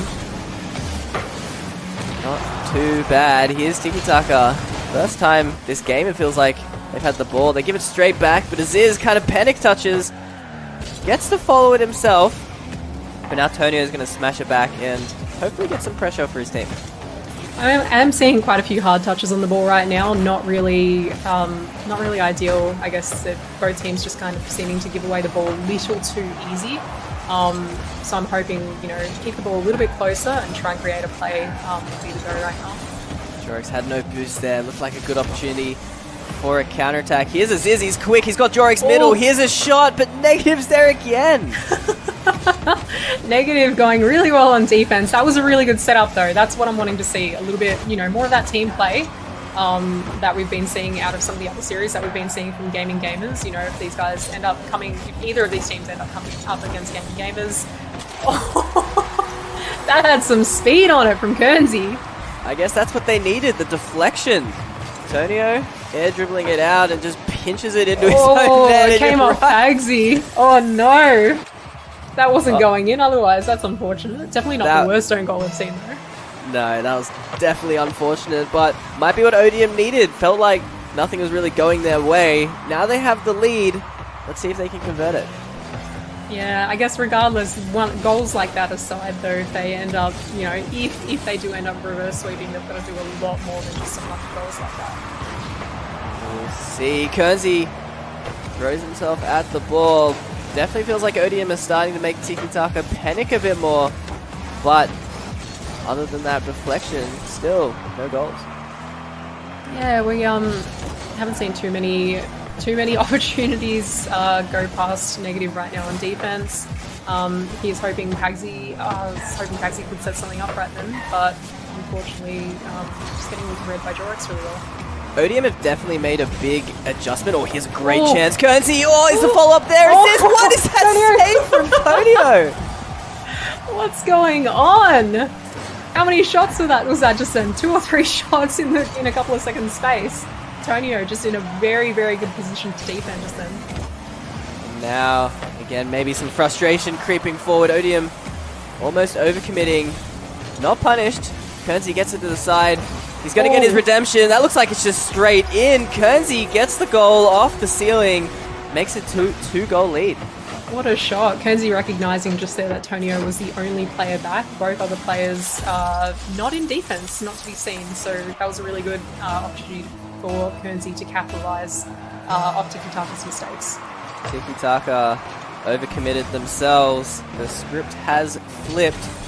I was going to say, Odium have done a lot better of a job with their third man not overcommitting. They've almost gone the other way, going a bit too passive, but they're certainly trying to improve, which is what they'll need if they want this reverse sweep. Yeah, it's definitely working for them. I think that kind of losing that aggression a little bit and just playing a little, like you said, a little bit more conservative, a little safer, has actually played in their benefit right now. Let's see, Jorix coming in for the challenge. They're still confident in that second man, as they should be. This is almost open. Jorix gets the redirect. Right place, right time. And we have a 3-goal lead. Perfect. That's what we love to see. That was, a perfect redirect from Jorix. Again, Tiki Taka's defense just pushing up a little bit too far, and this is what Odium's doing right now. They're looking out for mistakes, and they're making sure that they're reading defense really well. And just with no one back, it's just easy peasy. Oh no! What is going on? We don't see too many of these. Oh no! Very greedy. The super close cheat with the player going for big boost and turning outfield. It's they're asking for it. That's overconfidence right there, and like you said, Guernsey cheated up way too close just then. Oh no! Nobody back. Antonio should have had that. That was a free goal. Yep. Guernsey got a little bit lucky there. Certainly. Here's Negative, trying to keep the pressure on. This should really be a 1-goal game. Tiki Taka trying to keep up this pressure that they got, but with Aziz slowing the ball down, resetting the game. Tiki Taka, pressure's on, 30 seconds. Negative shot, but it's not on target. Yeah, looking at the goals as well, or looking at the shots, Odium's 9 shots to Tiki Taka's 4 right now really goes to show that, Tiki Taka have just lost their momentum, and I'm not too sure if they can get it back at this point. Odium's looking really good. Certainly for game 3, this one's looking done and dusted. Negative tries to get an air dribble. Does not work out. 5 seconds left. This looks like this game is over, and we avoid the sweep. Reverse sweep might be on. Oh no, here we go. I am cursed, but you know what? I'll cop it. I'm actually glad this hasn't been a sweep. Like what we were chatting before the match about how we thought this was going to go. I think Odium, I was really keen for them to step up to the plate, especially Tiki Taka, not having Baz, I think has really, really been important in how this is going for Odium right now and whether they have a shot at a reverse sweep. It is interesting though, because I feel like Tiki Taka are winning through their defense, and I think Negative is a big part of that. So it's hard to compare again, because Negative and Baz are just such different players. But Odium certainly would not have liked to get swept there, especially with Negative, with all the trash talk he's been doing. They're going to want to make him regret that. What do you think Tiki Taka are missing out on today without having Baz? Well, they have been winning, so again, that's why it feels like they've just kind of brought a different style, a lot more defensive. But Baz as an individual, it's just silly how many solo goals he can get just out of nowhere, so they've definitely been missing that. Exactly. Yeah, no, I definitely agree with that. He is such a solid player. And, you know, but in saying that, Negative has really stepped up. And he's really playing an important part in this team today. Ziz did not get the flick he was after. Odium still in their half. That's a big clear from Kernsey. Negative! Ooh. Again, looking like he's playing for the wrong team, but his teammates bail him out. Here's a chance for Aziz. He gets the bump. No one's there for Odium to finish it. Potentially still, I was going to say, Pagsy's taking that into the corner. I think trying to set up a shot for his teammates, but defense just way too strong coming from Jorix right now, just making sure he can't get the ball into the center. It has felt like the Negative show, hasn't it? Pagsy and Tonio have been a bit quiet. There's almost a chance. The two players were talking about combining, but they can't get it done. In saying that, I don't think I've seen too many mistakes out of Pagsy while he hasn't been necessarily the show-off player today. I think he's done really well to set up Negative with a few shots and just to make sure defense is really covered so that Odium can't take the ball into their half. Like you were talking about though, if Tiki Taka do want to be a team that challenges those Gauntlet squads, they can't just be okay, they can't just be solid, they have to step up mechanically, clinically, and we know, again, Pagsy's talked about this, he wants to be one of those top players, so I want to see him step up. Agreed. Definitely needing a lot more solo plays, definitely needing just a lot more, I guess, the team needs a lot more consistency, they need to be playing a lot more uniform. To be able to challenge KCP tomorrow, to be able to challenge Gremlins, just teams that are looking really, really strong mechanically. There is definitely a bit of a gap we're seeing with the gameplay today. That was a big overcommit from Tiki Taka, almost an open net for Odium. Funnily, it was right after Odium overcommitted as well, so both teams starting to struggle with that. But still, no goals, and we're almost at the halfway point. Jorix was... is this no? Is this just a little too wide? I was going to say, Jorix did really well to bring the ball into their half right now, and it just seems that Tiki Taka's unable to get the ball out of defense. Odium just being way too strong at keeping the ball in offense right now. Odium are looking good, they need the goal. Kernsey almost pretty much the same spot as this shot it. Not quite. At least they don't get counterattacked though. Yeah, exactly. That is the thing, is even with a few shots going a little askew, they're managing to rotate back into defense really well. And prevent that counterattack, prevent any mistakes being capitalized on. Antonio being tricky, air dribbles, flip resets. Leads to some nice pressure. Negative's going to bring it up the sidewall, but he gets challenged. And Tiki Taka starting to run out of steam here already. Yeah, definitely a huge, huge difference to what we were seeing in our first match. Can anybody finish that off? Let's put that into a spot for Jorix. Jorix just a little bit too slow and can't beat Negative to the ball. It's just a bit awkward. Aziz just following his touch. No one very sure what was going on. Here's Negative. Aziz, actually big mistake! I'm not sure what happened there, but Tonio gets the big dunk to capitalize. Yeah, Aziz just a little bit... no. No! Just a little bit awkward. Just Tonio forcing the ball through. It's that being over-aggressive. Again, it's Negative, the star player, setting that up. A beautiful, powerful flick, I believe, to get that done. And now Odium have looked good, but they haven't been able to score. They need a goal to stay in this series. Yeah, we've only got a minute left, so still plenty of time. I'm not gonna call anything too early, especially after we've seen two pretty well kickoff goals this series. So anything can happen. If anyone scores now, who knows? We'll get a third kickoff goal in. I wouldn't put it past OCE right now, but we can see Tiki Taka are playing very solid. They're looking to hold this goal lead, and with 40 seconds left, it's looking likely. Yeah, I agree. I think it's a huge difference from what we saw at the start of the series out of both teams. Tiki-taka, they really, although they, won those first 2 games, they were looking, a little bit wishy-washy. They were, needing to play a little bit more solidly. But I think we're seeing them seeing that out of them now, and they're just keeping Odium out. Odium are playing aggressive, lots of cuts, but looks like they ran out of boost. Everyone has gone back with 10 seconds left. Oh, Hagsy's just keeping it off them. Oh Tonio my god. is too quick, gets the goal, and that should secure the series for Tiki-taka. Pagsy, take a bow. That was all Pagsy. I know Tonio, obviously really good positioning from Tonio to finish that off, but Pagsy just taking it all around the wall. Yeah, really, really setting his teammates up for all 4 shots right now. We said we wanted him to step up. That's exactly what we were after. This game is done. Tiki-taka, despite the sub, or maybe because of the sub, negative, absolute MVP of that series. Even the trash talk may be playing a big role. Tiki-taka, they've confirmed some prize money. They're in the grand final, and now they're going to get a chance to qualify for the Gauntlet tomorrow. Yeah, exactly. Negative just, getting in their heads. And I think you're right. Maybe that sub Negative being on the roster today may have made all the difference for Tiki-taka winning against Odium right now. It wasn't a sweep. Odium, they had the opportunities. They could have done it. But just no match for, seems like Negative squad right now. Negative should feel pretty happy. I mean, that was an impressive performance.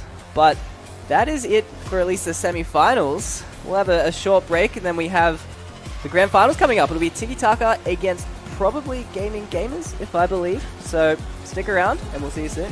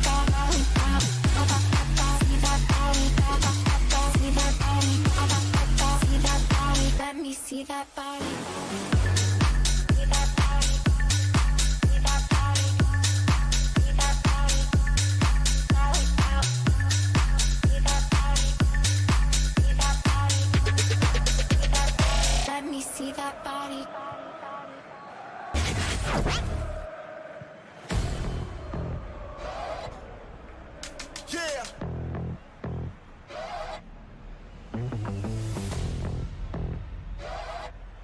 Tell him this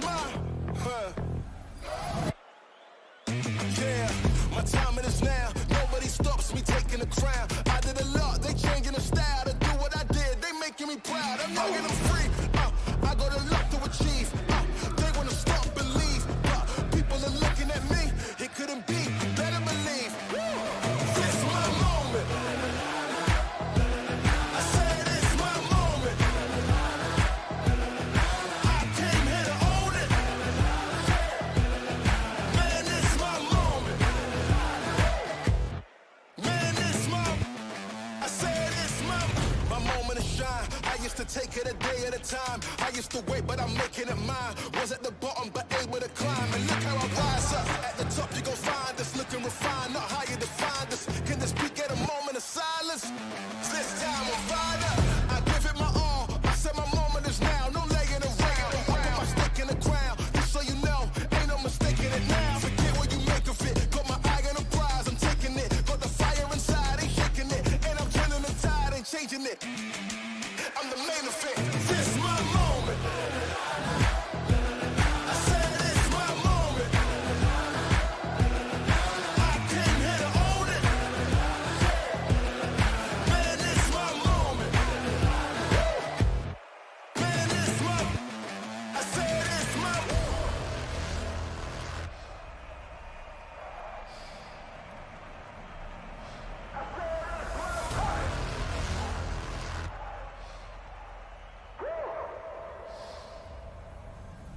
Yeah, how do I sound with it when I hit the ground? 100-mile finish. My moment now ain't no mouse in us. I'm on the prowl and my style fitted. My time, give me high fives. Get a picture of the wise guy. What's a wave to a high tide? Never stop when you my size. Man, it's my. I said it's my moment. I said it's my moment. I came here to own it. Man, it's my moment. Man, it's my. I said it's my moment. Tabii ki de gelecek means good things are on the way, and that could be anything like good money, good vibes, good health, like just basically goodness and greatness.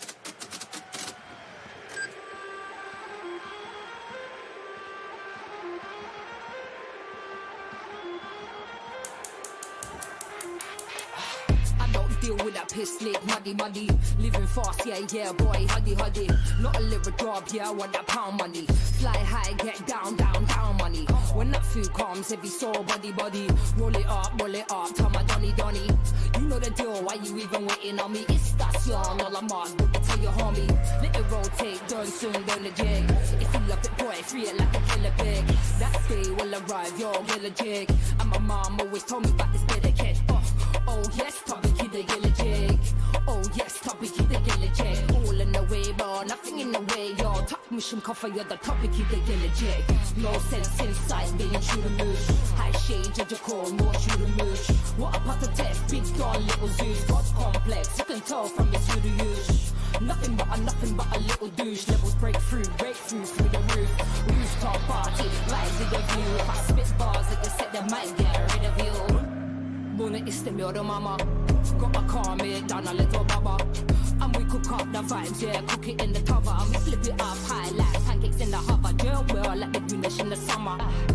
Whether you're my hater or my lover, and we're cooking up the vibes, yeah, cook it in the cover. And we flip it up high like pancakes in the hover. Tabii ki de gelecek. Oh yes, tabii ki de gelecek. All in the way, bro, nothing in the way, yo. Takmışım kafaya da tabii ki de gelecek. Oh yes, tabii ki de gelecek. Oh yes, tabii ki de gelecek. All in the way, bro, nothing in the way, yo. Takmışım kafaya da tabii ki de gelecek. Yeah. Gelecek, yeah. Gelecek, yeah. Gelecek, yeah. All in the way, bro, all in the yeah. Like gelecek, yeah. Gelecek, yeah. Gelecek, yeah. Like the yellow jig. Oh yes, top me kid the yellow jig. All in the way, bro, nothing in the way. Your top mission cover, yeah, the top me kid the yellow jig. Oh yes, top me kid the yellow jig. Oh yes, top me kid the yellow jig. All in the way, bro, nothing in the way. Your top mission cover, yeah, the top me kid the yellow jig.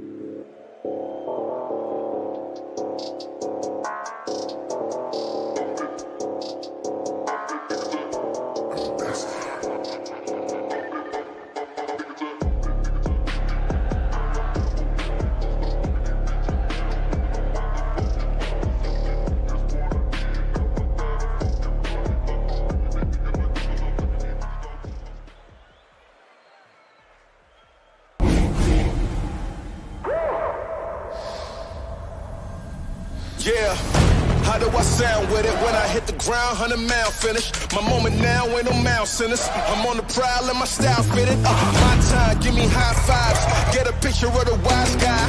What's a wave to a high tide? Never stuck when you my size. Man, it's my, I said it's my moment. I said it's my moment. I came here to own it. Man, it's my moment. Man, it's my, I said it's my moment.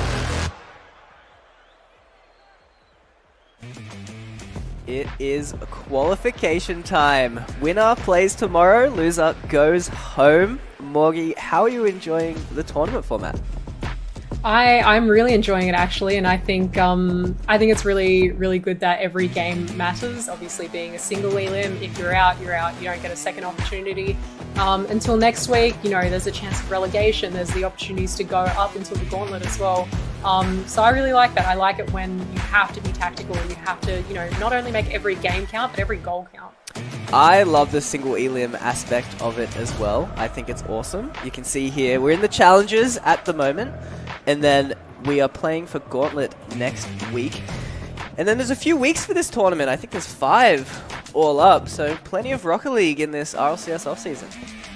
Of course, and this next game we're about to see, obviously being the qualifying match. Both teams obviously going to come out of it with a bit of money, but the team that places first today will be playing in the Gauntlet tomorrow, and will have to work their way up to, you know, get to the finals tomorrow to secure themselves a lot of points.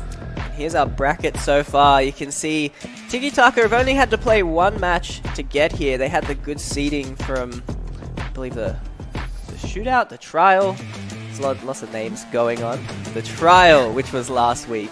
So Tiki Taka, but Gaming Gamers, I mean, look at them just flying through this bracket. 3-0, 3-0.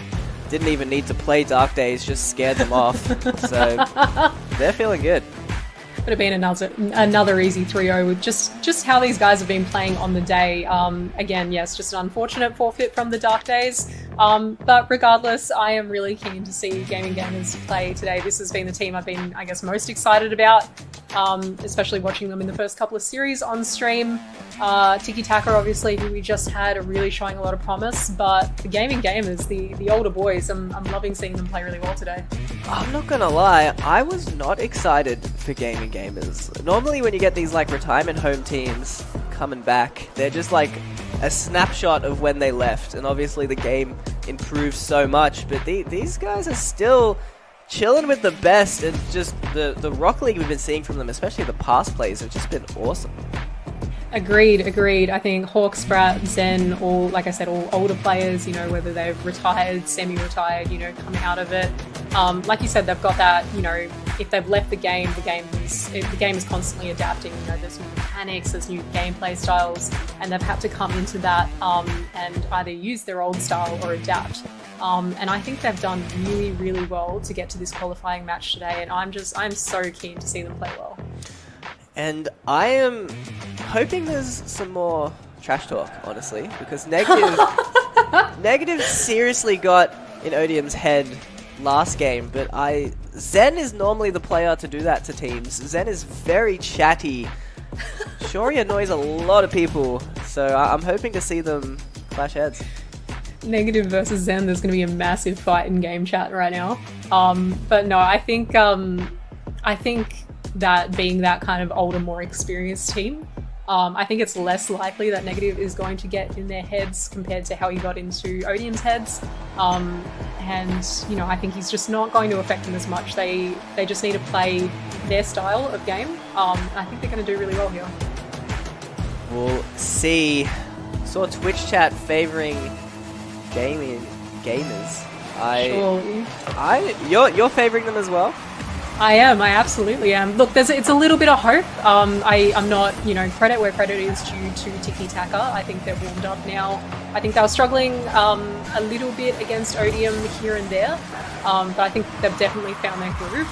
In saying that, I can say the exact same thing about Gaming Gamers, and yeah, it's just a little bit of hope as well.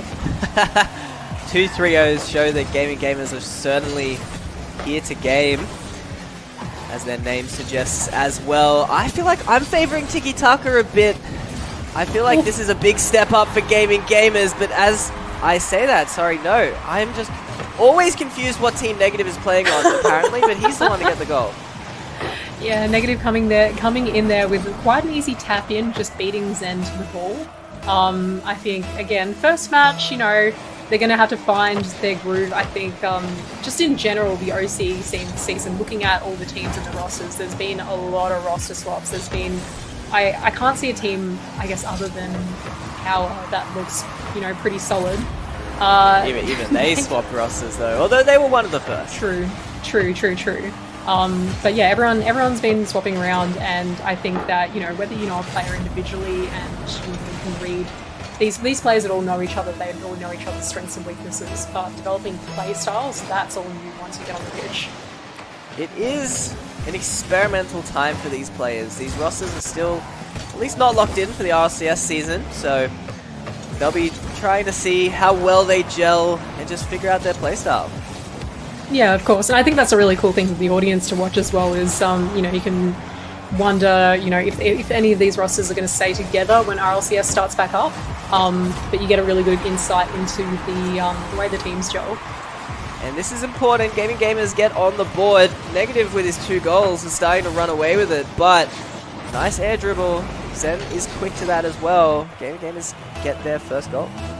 And Sprat doing really well to set Zen up for that, and also going in for the bump. I think that was really, really key to, you know, Zen having an easier shot on target just then. Zen gets it done, but Negative strikes right back. Is that already a hat-trick for him? I was about to say, that is 3 goals for Negative already.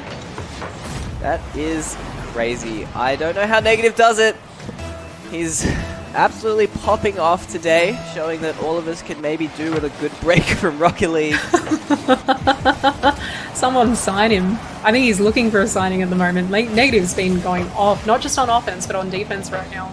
And I wouldn't be surprised if he comes out of the series as an MVP. He is very impressive. But the series is young. Ooh. Zen's getting an air dribble. Hawk tried to control it. Couldn't quite. Sprat gets the ball forward, but smashed the other side. That's one of the other things I've liked about Zen in the past, is him going for those little key plays in between, like the demos and like the bumps. You know, unfortunately didn't result in a goal just then, but he threw defense out of whack. And just like that, Zen hits a really clear shot. I mean, beautiful pass from Hawk. It's just so quick. He doesn't spend too long trying to fake air dribble, fake this, fake that. He just shoots it straight at his teammate and gets the goal. These boys are definitely warmed up now. Definitely not the kind of mechanics we're seeing at the start of the day. I think a lot of easy tap-in goals, a lot of open nets. But Hawk, yeah, like you said, really, really crucial in that players. But here's Tiki Taka looking for another one, and they get it. Maybe a bump. This looked a little too easy, but Pagsy gets it all the way from his side. Yeah, negative. Negative just taking Zen completely out of play. And just, yeah, unfortunately Zen wasn't able to get back. Two teammates pushed up and no one there to defend the goal. Negative still having a monster game then. Won't get the credit for it on the stats, but massive effort from him to get that goal, get the 2-goal lead back, but Gaming Gamers almost get a chance.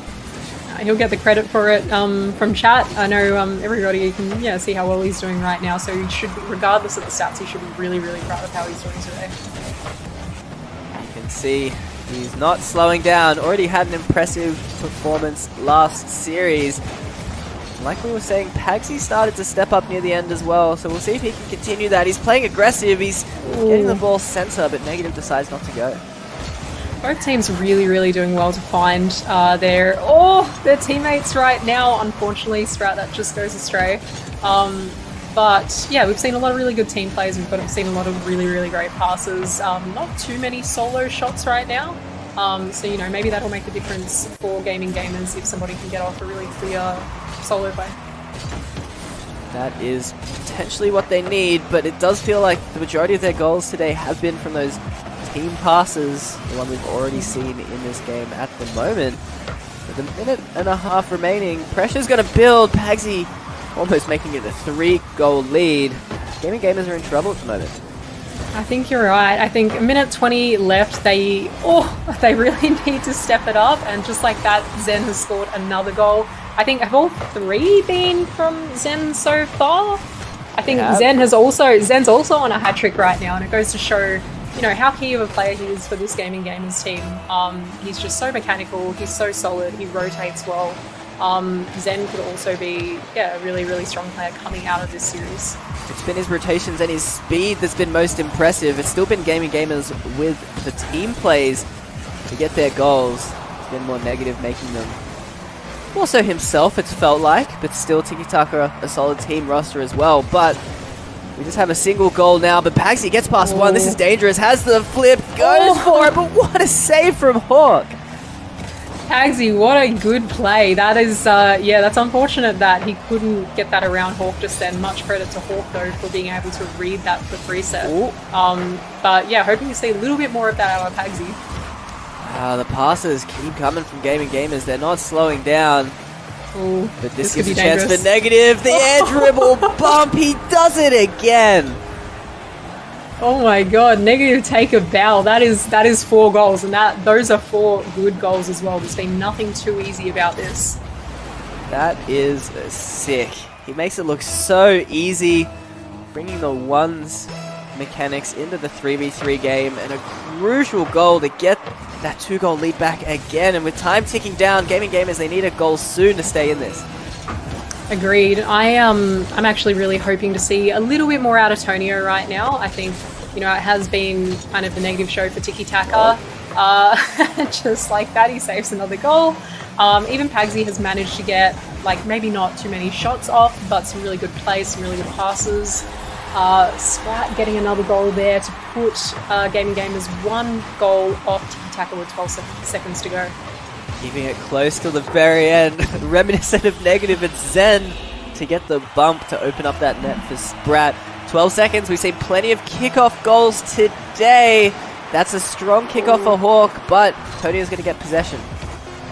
Yeah, we're talking about Negative and Zen getting in each other's heads in game chat. Maybe they're just doing it with their gameplay. Certainly they are.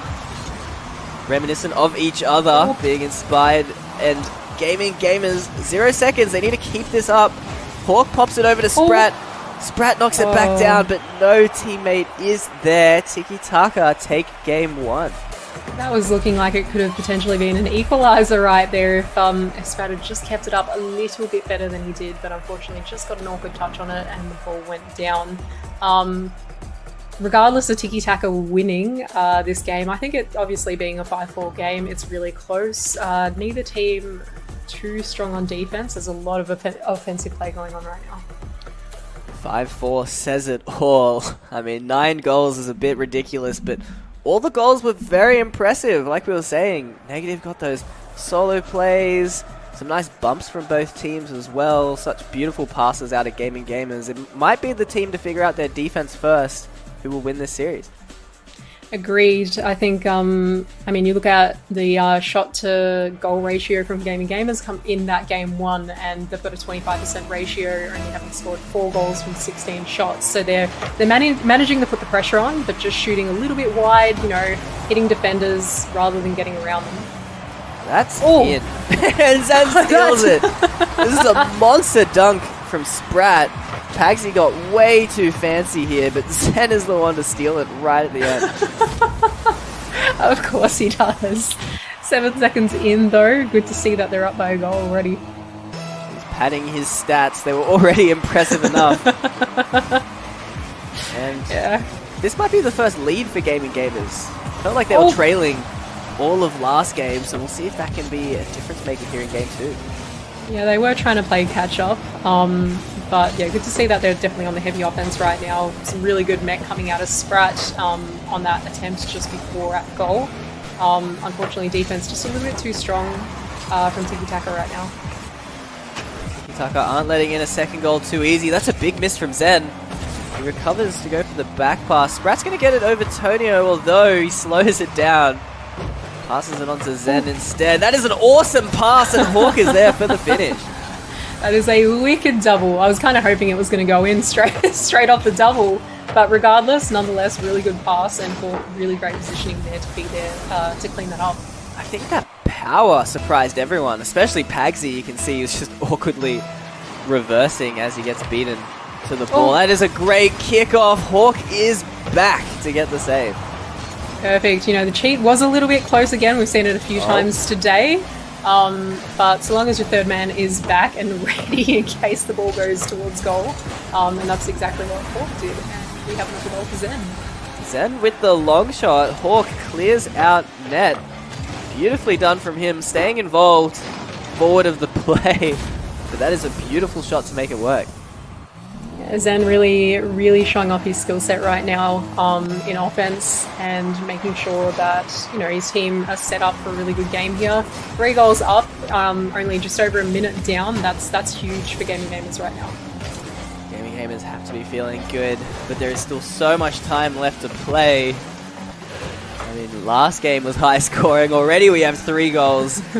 And Zen's not looking to slow down. That's a miss from Pagsy, but no one commits.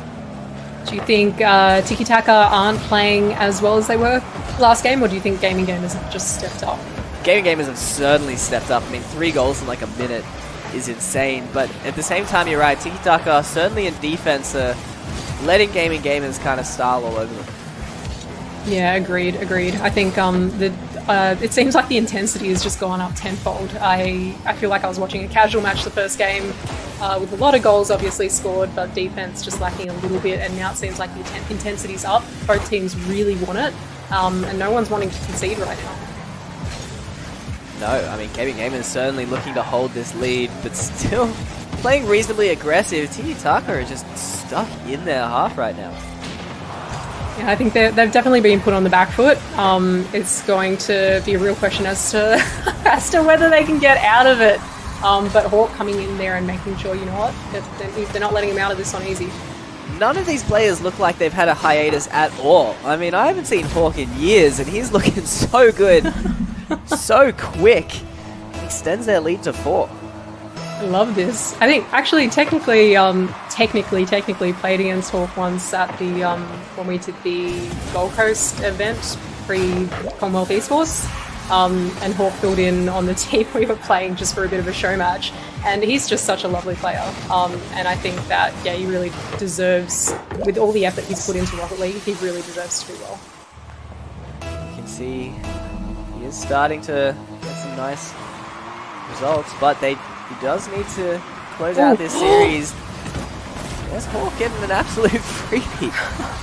What happened to Tonio here? Completely whiffed it. That's a ridiculous kickoff, though. That is, yeah, that is. The power which that pinched while Hawk was also so forward to get the goal was just awesome. Yeah, agreed. I kind of think Tonio should have been able to get back for that, but just, didn't read the ball coming off the wall too well. Oh, Hawk is so good at those war musties. Always been a signature of his, but it's going to go the other way. Everyone overcommitted, got too excited. Gave Tiki-Taka a chance back into it. Yeah, Sprat just pushing up a little bit too much there. I think, you know, it goes to show that, you know, when you're 5 goals up, you can get a little bit confident, you can get a little bit cocky.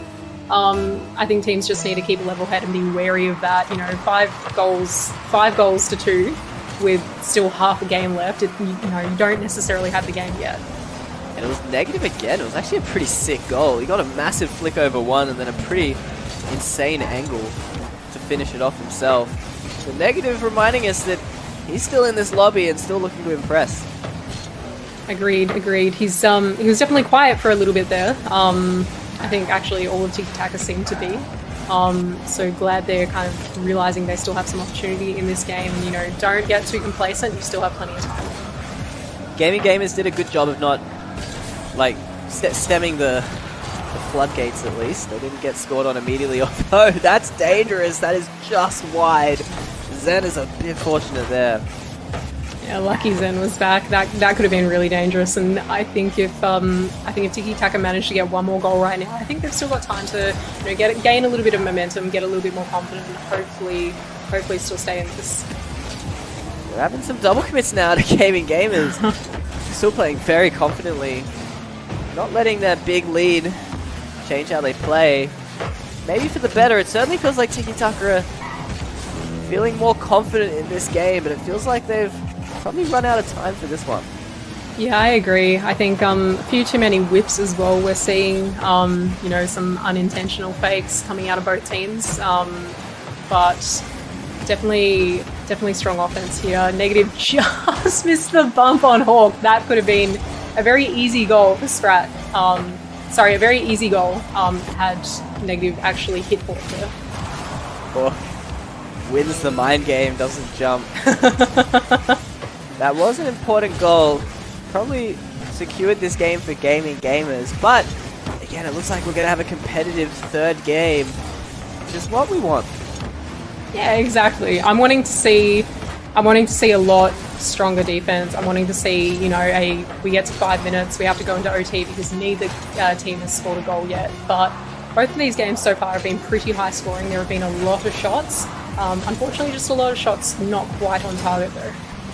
What was it? 9 goals last game. We have 7 goals for this one, and a tied up series. Certainly an exciting qualification match again. Winner plays on, enters that gauntlet starting tomorrow.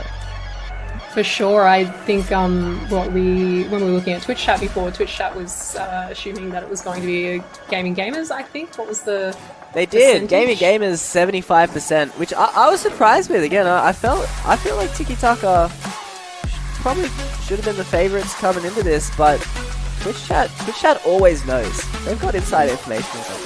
I think Twitch chat is also hoping the retired players can come back and win it all. So I'm with them on that. I can understand that. But yeah, it's definitely a really close series. I can see this going right to the end, right on the one. This is essentially a top 5 in OCE if whoever wins this series, which is crazy. So yeah, if 3, I guess, semi-retired players can do that, it's an impressive feat. Exactly. An opportunity just gone astray there for Negative. But Hawk there on the defense to make sure he couldn't hit that double. And that pinch, I don't know how that happened, but that could have been a really wicked goal. Fortunately, was not in. Sprat, had a chance. Crossbars it.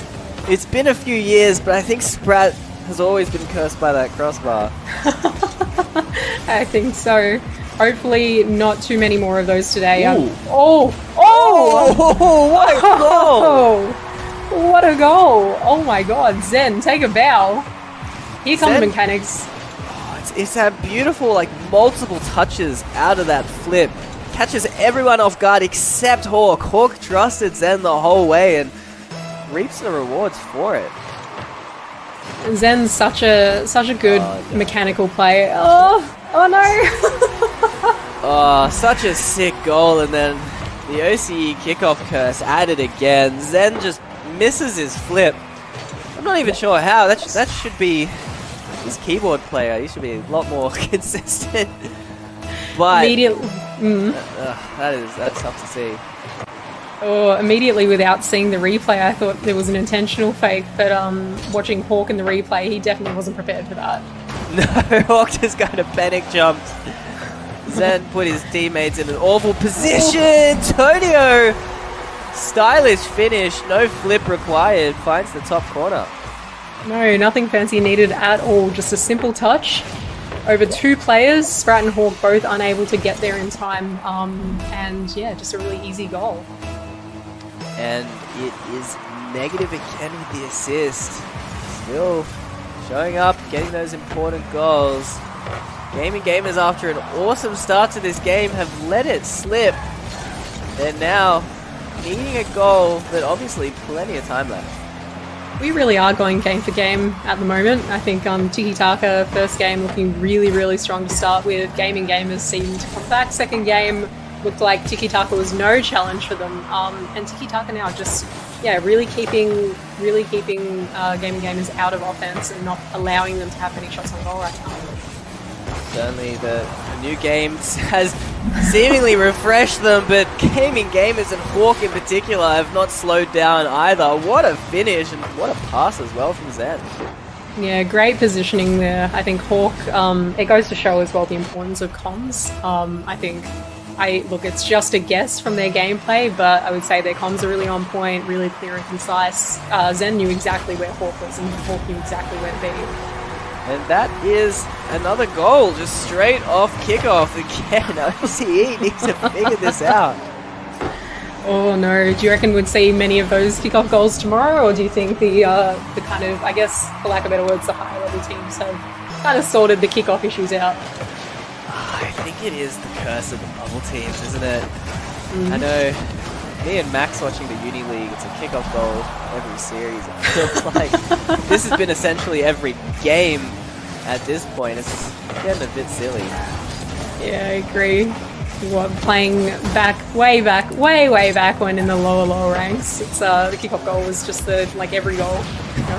If you don't do your kickoff well, it's an instant conceding goal. Yes, it's silly to see come back so prominently. That almost pitches straight in. Tiki Taka now giving up the lead again. This is a back and forth game 3. Sprat with a chance, sets it up for Zen, and he finishes it. Beautiful passes again. Zen, how many shots is Zen going to have at the moment? Zen, I thought Zen was on 3 goals. He's on 2 at the moment, and Hawk on 2. Regardless, there's just really, really good synergy between these players right now. I mean, Zen had 3-4 goals the first match, a few the second match as well. He's on fire. He is on fire.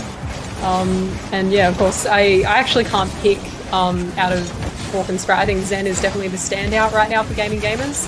Hawk and Sprat, though, really not too far behind. It's not like there's any player on this team lacking right now. Sprat has been getting involved. He's been looking good, and they're certainly finishing it by being so impressive through their team play. So many passing goals, although as we say that, there's a passing goal for Tiki Taka, and it's negative again to set it up. Yeah, Pagsy just shooting bar down as well, making it really, really difficult for Zenuels to actually be able to save that. I think that was just really good placement as well.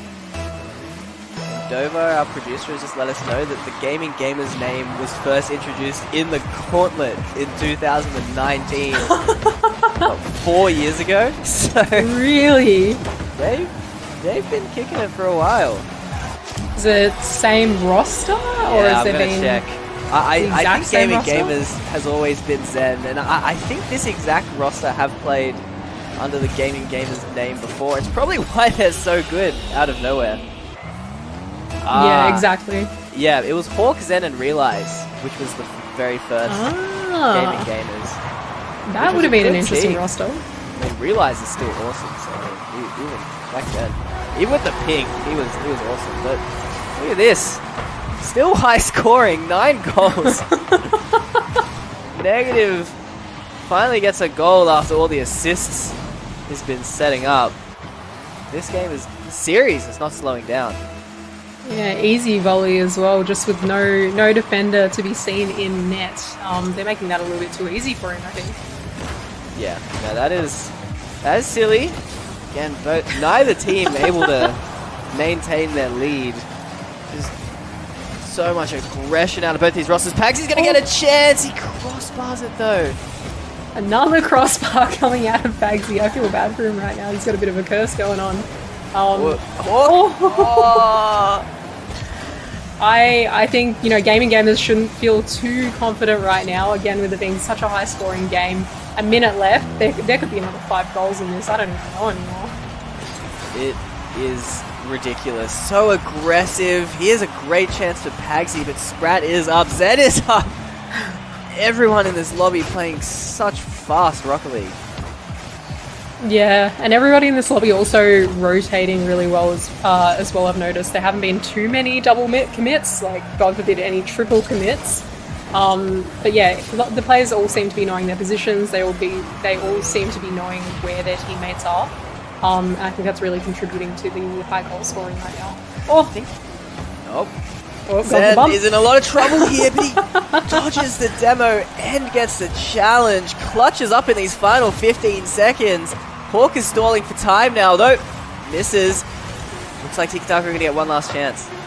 Yeah, Zen absolutely keeping them out just then. If he'd been bumped, that was an easy equaliser. This would be going to OT. But I think he's managed to make sure that the Gaming Gamers... Sprat also there with another opportunity. Gaming Gamers absolutely dominating in that last minute, making sure that Tiki Taka didn't have another shot on goal. Gaming Gamers, the first to reach match point. Flying through this bracket today. And looking awesome. It's Tiki Taka. They need to figure out a way to shut down these passing plays that Gaming Gamers have just been honestly destroying them with. Do you think this is going to a game 5, or do you reckon Tiki Taka, or do you reckon Gaming Gamers can secure this and make sure that you get their spot in the Gauntlet tomorrow? I guess we broke your curse with the 3-1 last game, so you always have to take that into account and assume it's going to be a game 5. Mm-hmm. I don't know. I could certainly see Gaming Gamers taking it. I mean, it's just so close. Anything can happen in this next match. I think I agree. I think Gaming Gamers are just, they've just found their rhythm too much today. And yeah, Tiki Taka only having played 1 match, whereas Gaming Gamers having played, I was going to say 3, I guess technically 2, because the forfeit from Dark Days. They're just feeling a little bit more on point, a little bit more solid. You look at Tiki Taka and it kind of seems like the negative show. And although Zen has been really performing for Gaming Gamers, just Sprat and Hawk have been really keeping up well with him. And they're playing really, really well as a team. It is the interesting part of these Gauntlet formats where you do get rewarded for your seeding by skipping ahead and guaranteeing your placement, but you're always coming up against a team that is very well prepared, on a roll, winning game after game, so it causes these exciting upsets sometimes.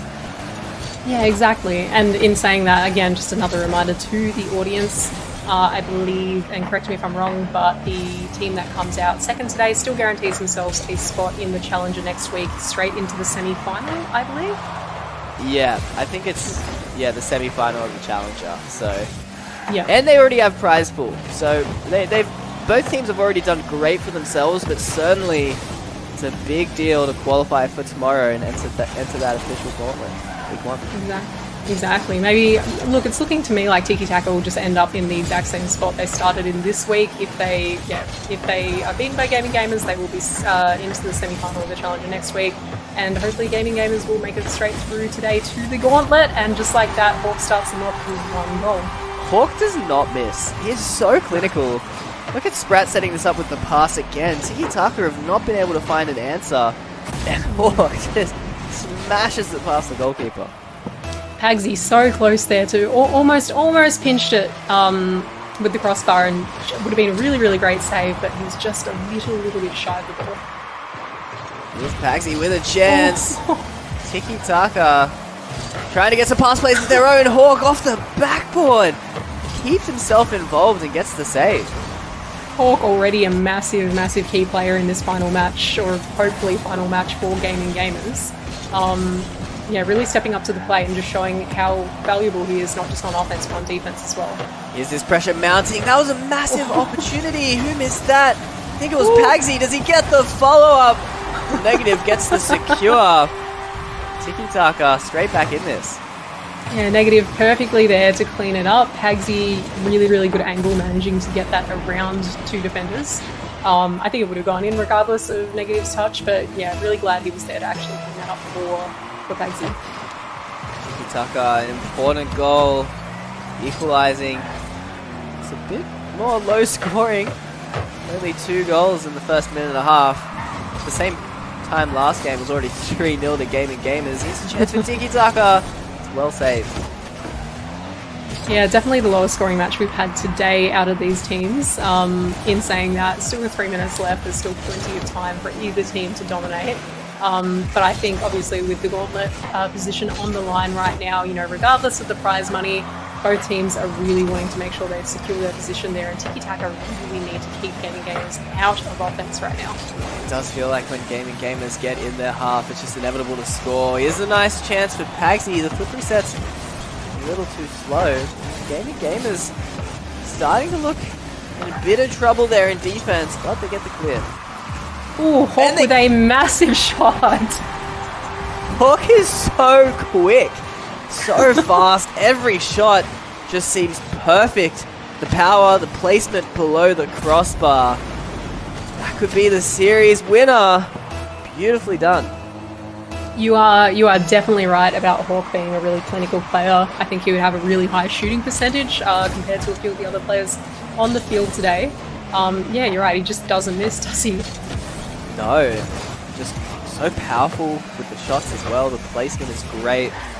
He's having a great series. And so is Zen, so is Sprat, like you're saying, every single player, very impressive.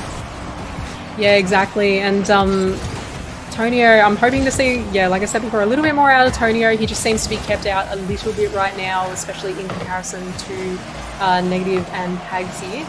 And it just goes to show how important that third player is. You can have 2 of your players performing really, really well, but compared to Gaming Gamers with all 3 performing well, you really need a solid 3 players. Here's Hawk. Can't get around that one. Now Sprat's in a lot of trouble. It's a 1v2 and he challenges. Confident play out of Sprat and he's rewarded. You know what I love out of this is Negative going for another bump right there, another dribble bump. He's gone for, I think, several air dribble bumps or dribble bumps, or his teammates dribbling towards goal and he's making sure to bump the defenders out of the way. But Gaming Gamers have absolutely picked up on that. They're keeping an eye out for him and he's just not even getting close to them now. White. Tiki-taka are looking in a bit of trouble now. Still looking for this goal. It is only a 1-goal deficit. Pagsy, a bit risky with the challenge there. Turns it forward. Tiki-taka setting up some pressure. Someone went flying for that ball. Far too aggressive. It's left Tonio completely alone, but he gets a great challenge. I think Pagsy and Negative both went up just then. We had a bit of a double commit. And just left, like you're right, left Tonio back in defense on the counter-attack. But as I've said that, Tiki-taka picked their game back up. The rotations were too slow. Hawk gets dumped. Sprat was way too slow to get back. And as Gaming Gamers were looking poised to take out this series in Game 4, they've let that slip and we're all tied up again. 40 seconds left, still plenty of time for either team to score and not let this go to OT. Pinging shots at Gaming Gamers just then. But yeah, they're just way too solid on defense right now. Other than that last goal, they're really not wanting to let anything in. Tiki-taka stepping up though, certainly amping up the pressure, throwing themselves at the ball. I'm still a bit worried about potential overcommits, but so far Gaming Gamers haven't been able to punish. At least this game, we know how high scoring the series has been as a whole. 13 seconds left. Looks like we might be having our first OT. I think you're right. And seeing a little less from Zen right now. He's been a little quieter these... Oh, what a save! What a save! Pagsy. Holy moly. Pagsy really stepped up in defense just then. That could have been dangerous. That could have been it.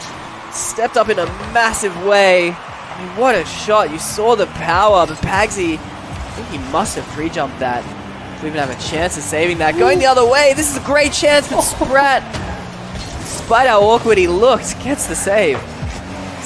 Sprat in perfect position just then to make sure that the goal wasn't going to go in, and now we're starting to see a little bit of mechanic again out of Zen, but just unfortunately gets blocked. Oh, Hawk. Oh, Hawk, go! That was lucky. Zen flying forward as third man. Everyone's scrambling back for gaming gamers. Zen on the ball. 50s. Looking for a longer term pressure play. Tiki-Taka in a bit of trouble here. They fly past. Someone gets demoed. This is going to open up the space for the pass, but Pagsy backtracks, blocks it off. Tiki-Taka is starting to read Gaming Gamers playbook, but Zen, they just keep going forward. Hawk off the backboard, but Sprat doesn't commit. I was a little bit too worried that Hawk and Sprat they double committed just then after Zen passed, and I was a little worried that Tiki-Taka was going to get a really easy counter off that. Certainly, it's looking back and forth at the moment. Both teams playing on a drive's edge. Risky play out of both. Still very fast paced. That's a massive dunk. Pagsy's alone. Gets the clear. You know, in past games, Gaming Gamers had the most amount of shots, but this game we're looking at 12 shots from Tiki-Taka and only 8 games from Gaming Gamers. So there's definitely been a lot more play in this, and I think we've got an open net. Antonio overcommitted. Zen. He's just a little too slow to punish that overcommit, but Hawk's up. Gets the shot on target, but it's a bit slow. Pagsy's going to go for the solid play now. Sprat is left alone. He gets dunked. Hawk is backtracking. Everyone from Gaming Gamers is backtracking. They get the clear out. Good shot, good shot coming off there, but Sprat really, really good to be back in time to make sure he's defending well there. It seems that both teams seem to be overcommitting on offense. Both teams are really, really starting to amp up a little bit. They just need to be careful that they're not going to counter. And throwing it in the corner past Tonio. Fakes him out. The Musty. So much power off those walls. Sprat is back, looking to keep the pressure. 2.5 minutes into this OT. So many close chances, but still no goal. Yeah, the ball getting centered, or sorry, not necessarily centered, but centered or passed in front of goal so many times in this last minute. Many defensive saves coming off, which is really good from both teams. But just, yeah, no massive opportunities to score. He's got a lot of space to work with. He gets the flip reset. Tonio's back. Took all 3 players to stop that. Sprat a little too slow. Could have been a goal. Tiki-Taka looking very scattered right now. So many pre-jumps. And misses though. That was a great chance. That I almost thought the fake was intentional there, but unfortunately no teammates there to clean up after Zen. Really showing off his mechanics again. Trying to set his teammates up, but just going astray right now. Still almost 3.5 minutes in this OT now. So back and forth. Tiki-Taka aren't able to keep any pressure going. Every time it's in the Gaming Gamers half. There's a big demo. Sprat with the double touch, but negative's back. Tonio taking out Hawk as well to make sure he wasn't an option for a shot just then. And Hawk with a really, really great save. Tonio putting on a really good shot. Follows it up with another massive clear, but here's Tonio off the ceiling. Passes to negative. It's challenged out by Zen. Ball ping-ponging. Pagsy with the unfortunate back touch. It's not what his team was after. The pressure's on Hawk with the shot, but negative's back. Negative with another save this series. This could be a record for him, I think. But yeah, just way too defensively strong right now for Gaming Gamers. So good. Here's Zen. The ball forward. 4.5 minutes into this OT. It's been such a high-scoring series, but somehow they've slowed down. Yeah, we said we were thinking this is going to go to a game 5. I think this is pretty equivalent. We've almost had an entire game's worth of overtime right now. So I think it's close enough. Almost in. Zen jumps super awkwardly for that one actually, but somehow gets the recovery. 2 seconds away now from that official 5-minute OT. You don't see it often, but especially with these teams. There's a miss. Maybe the fatigue's starting to hit in now. Antonio being a really, really valuable player actually in defense right now. He's had a lot of really great clears and a lot of good blocks to prevent gaming gamers from having too much of an offensive opportunity. Here's Zen, he gets a nice recovery. TikTok have been so solid on their challenges. Sprat, touch is a bit awkward. Hawk, that was a surprising commit. Everyone's on the back foot now. Hawk gets the recovery. Antonio hits it in the corner, but it's controlled by Zen. Hawk just making it back in time to prevent Tiki Taka from having a shot on. This is a long overtime. This is kind of hard to call right now. It's been a very ping pong game in the middle of the field. Team getting as good enough of a shot to actually go in. Feels like gaming gamers have had all the opportunities. Tiki Taka have barely seen the other side of the field, but always feel nervous. You know those counterattacks are coming. We've seen how aggressive gaming gamers are. Here's Hawk with a dribble. Tonio well defended. It's going to set up Zen. Tiki Taka have just been so good at challenging gaming gamers in this overtime. Agreed, and I think Tiki Taka just kind of showing that they are a team that does need to warm up a little bit. They're not necessarily going to be the strongest off the bat, but give them a little bit of time, give them too much opportunity, and they'll learn your weaknesses. 6.5 minutes. How did this happen? After 9-goal games, 7-goal games, a silly amount of goals, but suddenly it feels like Tiki Taka have finally figured out gaming gamers. Well, here's a chance, but Hawk not enough boost to get the angle. This is really high-level gameplay coming off both teams right now, and I think they are showing off that, come the Gauntlet tomorrow, whoever comes out of this series as the winner is really going to give some of the top teams a run for their money. Gets the shot on. It saves it. Feels like the pressure is building, but Tiki Taka are holding on. Where has this defensive effort come from? You said before that I'm not cursed. I think this is pretty cursed. I think the curse has found some way to make its way in. It's the redemption. The curse screwed up last game, gave you 4 games, so we've got a long OT, and then Tiki Taka are going to win, and it's going to go to game 5. Yeah, I was actually about to say that. I was like, this is going Tiki Taka's way. We're going to have to do another game. They're going to go to OT again. It's just the way this is going to go. Tiki Taka have just stepped up in such a massive way, although the counterattack is on. Zen keeps the pace up. Still, everyone back in time. I think, honestly, Tiki Taka, in my eyes, as much as I say I hope gaming gamers win, I think Tiki Taka do deserve this game. Just with the way they've stepped up, I think it was looking like it was going very clearly the way of gaming gamers, but Tiki Taka showing that they are fighters, and they are in this, and they're not going to go down easy if they go down at all. The defense has just been so impressive. Zen with the pre-jump, is that what they needed? It is! Zen closes out this OT and wins the series and books his team a place in the Gauntlet. Amazing. Zen just in perfect positioning there from Sprat's pass. Again, just such a strong player, Sprat as well, and Hawk. They've got that experience, they've got that, they've got strong mental, and I think they just weren't letting that get to them no matter how long that OT was going. You're right. Gaming gamers never slowed down, despite how good the defense was from Tiki Taka. They kept it up, and I think that was a pre-jump from Zen. He was just so quick. I guess just realized that Tiki Taka have been so good at shutting out those passes. He needed to elevate his skill, and he did. What a way to finish it. And the trust in your teammates as well is really important. I think, as we were talking about before, this roster, I guess without realize, with Sprat instead, is a long-running roster. The Gaming Gamers team, they know each other, they know how they play, unlike Tiki Taka, who's seen a kind of newer mix of rosters to me.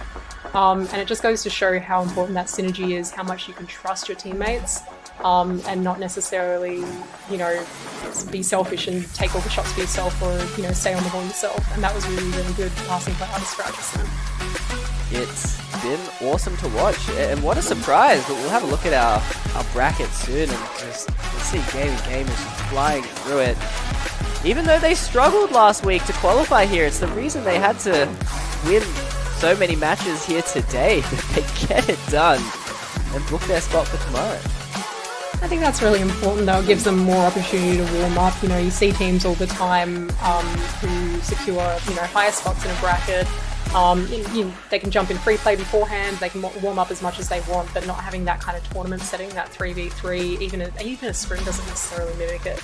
So I think gaming gamers were just building on skill throughout the day. I think their first game against Bandits at the start of the day, obviously it was 3-0, and same against Uncheerful Ends. Did they have the same gameplay in those series compared to this recent one we just watched? Absolutely not. I think they stepped up so much and they were showing such better mechanics, and managed to win against potentially what was a much harder team in Tiki Taka. Props to Tiki Taka still, and props to Negative in particular. Absolute star of that roster today. And now we have our bracket for tomorrow. You can see Gaming Gamers up against Pioneers for that first match. It's a brand new Pioneers. It's Scrub, Fiber, and Amphis. A little bit of everyone. Then you had that Gremlins in the third spot. The Gospel of Lockie. I thought it was Lachlan before, but I guess Lockie's a cool nickname as well. And then Power will be the final boss. Yeah, exactly. I think it'll be a really interesting game against Pioneers. As much as I have a lot of faith in Gaming Gamers and I think they did really well today, I think that's going to be a tough match. And then, of course, the winner of that goes further and further up the gauntlet, and that's the way the structure works. Alright, well that pretty much does it for us today. Do you have any quick predictions for how far Gaming Gamers will get tomorrow up in that gauntlet? Oh no, I really, really want them to do well, but I think KCP is just too strong, and I think it will be KCP going up against the Gremlins. I think so as well. It's hard to not jump on the hype train, and yeah, I'm converted, but Pioneers are a different beast. Other than that, that wraps us up. So stay tuned for tomorrow. It's 1 p.m. Australian Eastern Daylight Time, AEDT. And we'll see you there for our first week of the Gauntlet. Thanks, everyone.